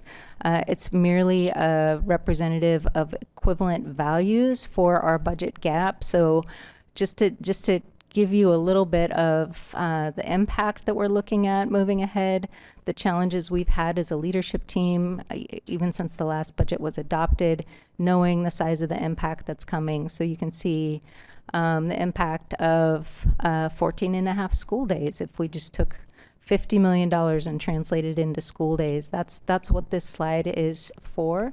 Over 300 educator FTEs. It's an equivalent of 650 paraeducators. I think one of the surprises here is it's about 12 and a half elementary school budgets for the whole year. That's a school budget for the whole year is at $4 million each. So just want to have this in front of you today, knowing that you're going to be, we're going to soon be circulating some information regarding our preliminary recommendation. Can you leave that up for a second? Same. Go for us. Can I turn it over to you? You were always so skilled. But I would like this up here, and I would like Student Representative Retorto to do what he does really well. And I want all of our legislators, and I want our governor, and I want our voters to look at this. 2.5 weeks of school just gone. And we're already complaining about the shortest school year. So take it away. Yeah, thank you so much. You know, I'm just itching to talk about 5 and 50 at every opportunity. But as I've said before, you know, this kind of, you know, decline in funding just isn't sustainable, you know, and we've gotten to the point where I continue to say that I don't feel like there are any non-student facing cuts we have left to make. You know, we cut out the fluff, you know, 5 cuts ago. You know, now we're here. And we're to the point where we're having, you know, we're not, you know, cutting the fat. We're choosing between muscles, you know, and which ones to sever. And we just, you know, how long before we're a skeleton, you know? And so we definitely, this needs to change. And the voters need to see the impact that their legislators are having on our schools and on their children. So again, to anyone who may be listening, please research Oregon ballot measures 5 and 50 and contact your legislators because we can't keep this up forever. I will add real quick that some of our legislators are working on a proposal to not going to get the technical terms right. Disconnect from the federal tax code, which will bring back, if they were to disconnect completely, it'd be an $888 million difference. But they're looking at partial disconnect. Is that fair? Thank you. So on the subject of contact your legislators and encourage them to make that happen for Oregon and for our kids, for our schools. Maybe we should do a letter. Yeah. All right. We should do that. Let's do a letter. Yeah, on that point, there is absolutely no reason why Oregon needs to be going along with the Trump administration's, mini tax cuts for the ultra wealthy, and through decoupling, it's possible that $800 million could make a big difference. Probably not in this budget cycle, but in future budget cycles, in at least stopping the bleeding just a little bit from our schools. Can I ask a quick question about the operating budget line? Is that, so the operating budget for 12 and a half elementary schools, does that include the FTE, or that is actual, like, just operating budget of the building? That includes the FTE. It does include the FTE? Yeah. Okay. All right. Wait, can I say one more thing? Yes. I know that a lot of parents are beginning to mobilize with the ideas of budgets coming out. I've had a few contact me. They want to talk about it. I understand that, but parents also look at this. This is not a doing of Dr. Armstrong or the board. This is not our doing. So contact your legislators and do it frequently. Like, have them regret opening their inboxes.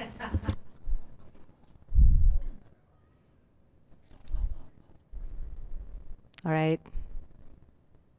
Thank you.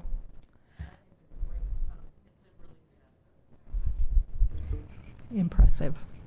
So I wanted to bring this back to you as well for budget engagement. We will be sharing, originally scheduled to share our preliminary recommendation at the January 27th meeting. When I put these slides together, I understand that that's potentially shifting, but in our internal community, we will be circulating some information around recommendations, and you'll be included in that as well.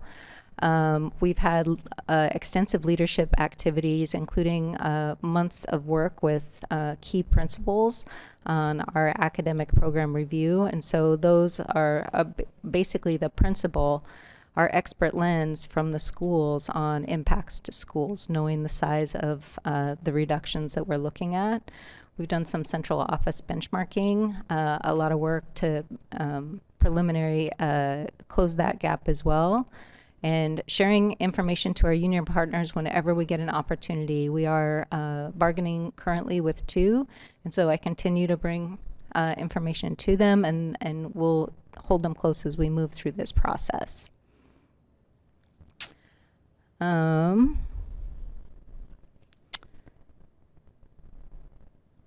Let me just jump in really Yeah. quickly and say that I'll be sending a communication tomorrow to the board, and excuse me,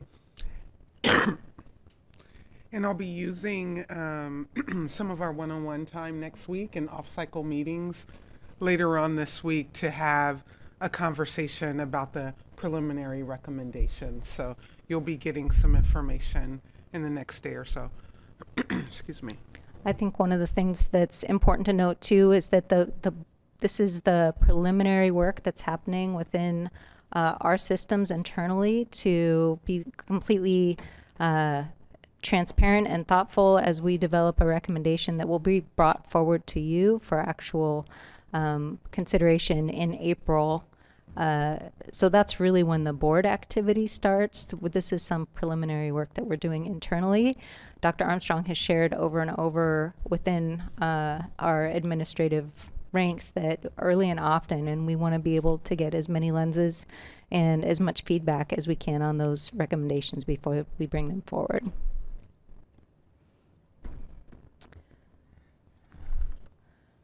All right, budget calendar and activities, January through March, that's where we're at right now. And so just anchoring back to the internal discussions, the data review, equity analysis of what we're doing as a leadership team to develop that proposed budget that will be shared April 28th.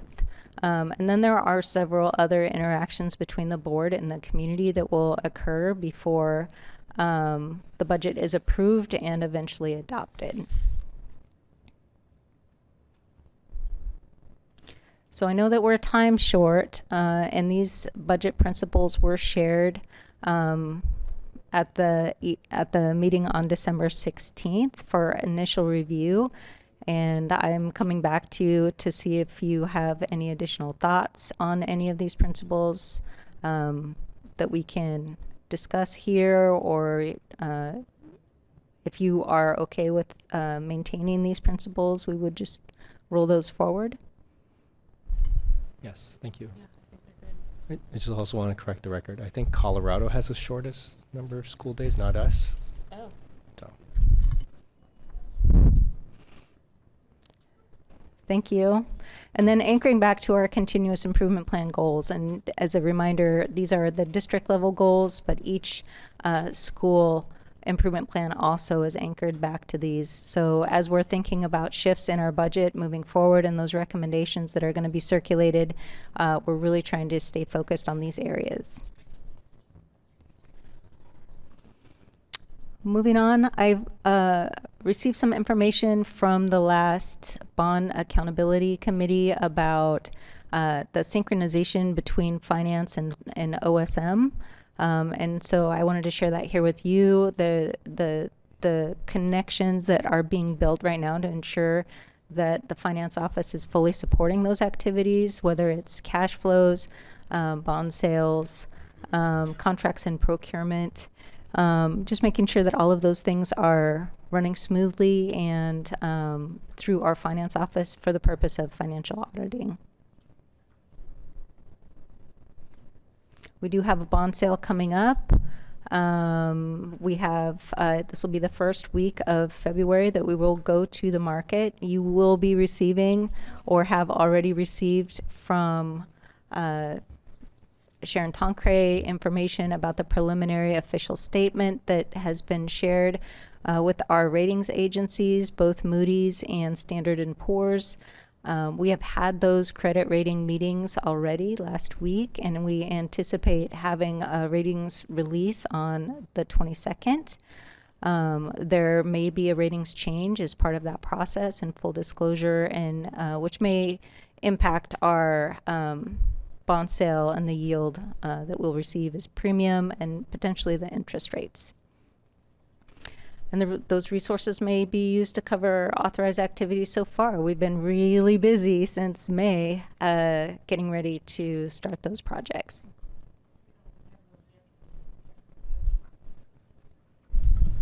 Have you sent those yet?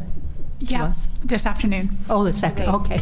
I'm sorry, I had to pause and think, what? No, it's just an email from me this afternoon with your chance to review. As always, I'm a resource to you, and via Roseanne, we track all of the questions that you have for us and provide information back for all of you to reference. So on any of these topics, thank you very much for your time. Thank you. Thank you. Yeah.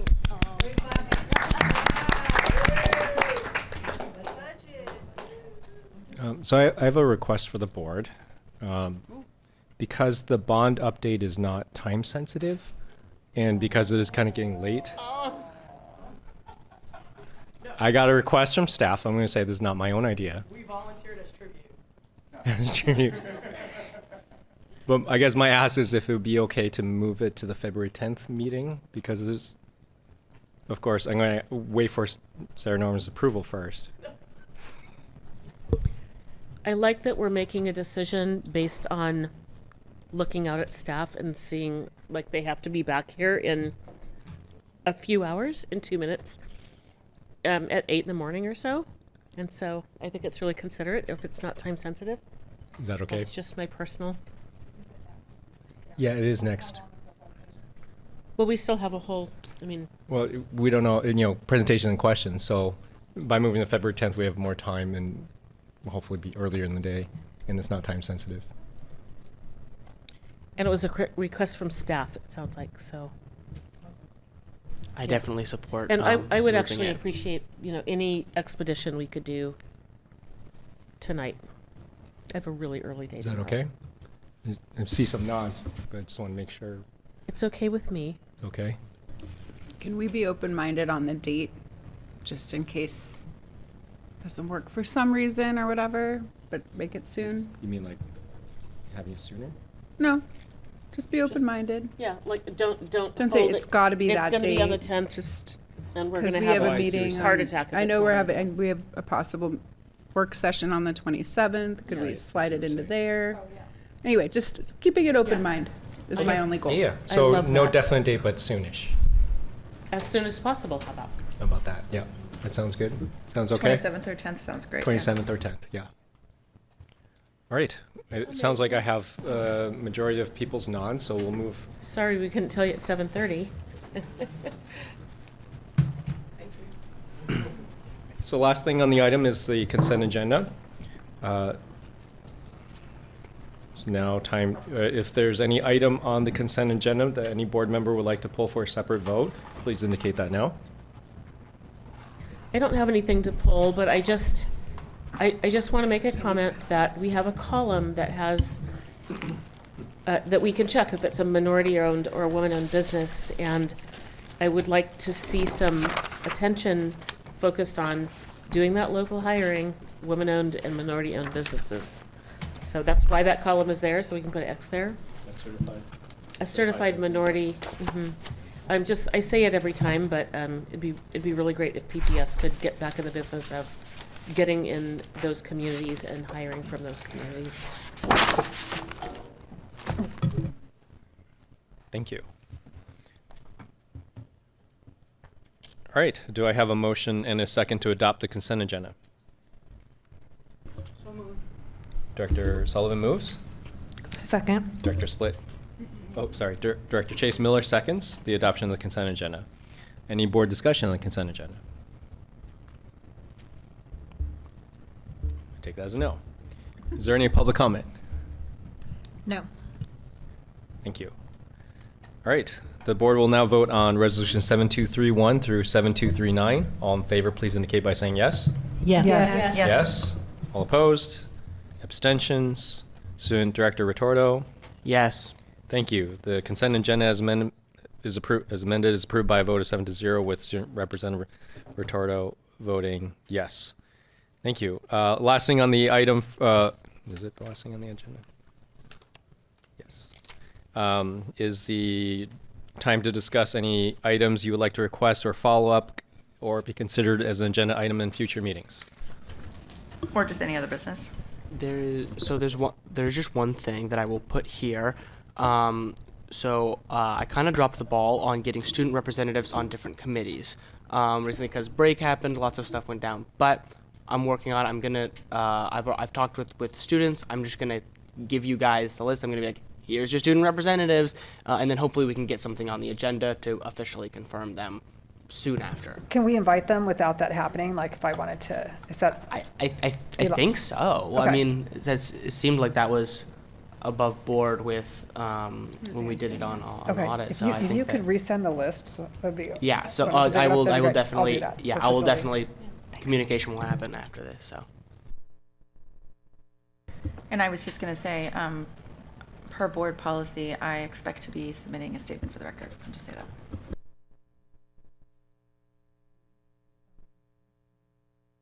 So I just said, per what I don't know the number of board policy, a board member has an opportunity to submit a statement that would go in the minutes or record. I'm not sure what the appropriate term is. And so my intention is to do that, not tonight, but soon. Any others?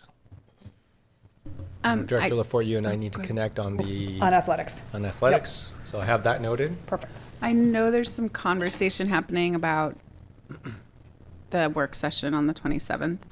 And so I say this with understanding, I guess, that it might not work out. But I think it'd be cool for us to talk about legislative session once our by then, hopefully our government relations person will be ready, or if not, maybe you can, I don't know. I'm looking at, let the record show I'm looking at Deborah Kafori in the audience. But I think it would be really helpful for everybody to kind of know what's going on because we didn't really talk about it today. And it'll be a frenetic 5 weeks in which the people on this board could have tremendous influence. So I think we should talk about it if we can. But if we can't, we'll figure out another way to chat, back channel or something. Yeah. Okay. And I want to second with director split. Is it what I just want to check to make sure the other board members are also. Everybody was like, I love that idea. Yep. Good. Yes. Perfect. That's all I need. else was like bobbleheading. I agree completely. All right. Anything else? All right. This meeting is adjourned. Thank you. Go home.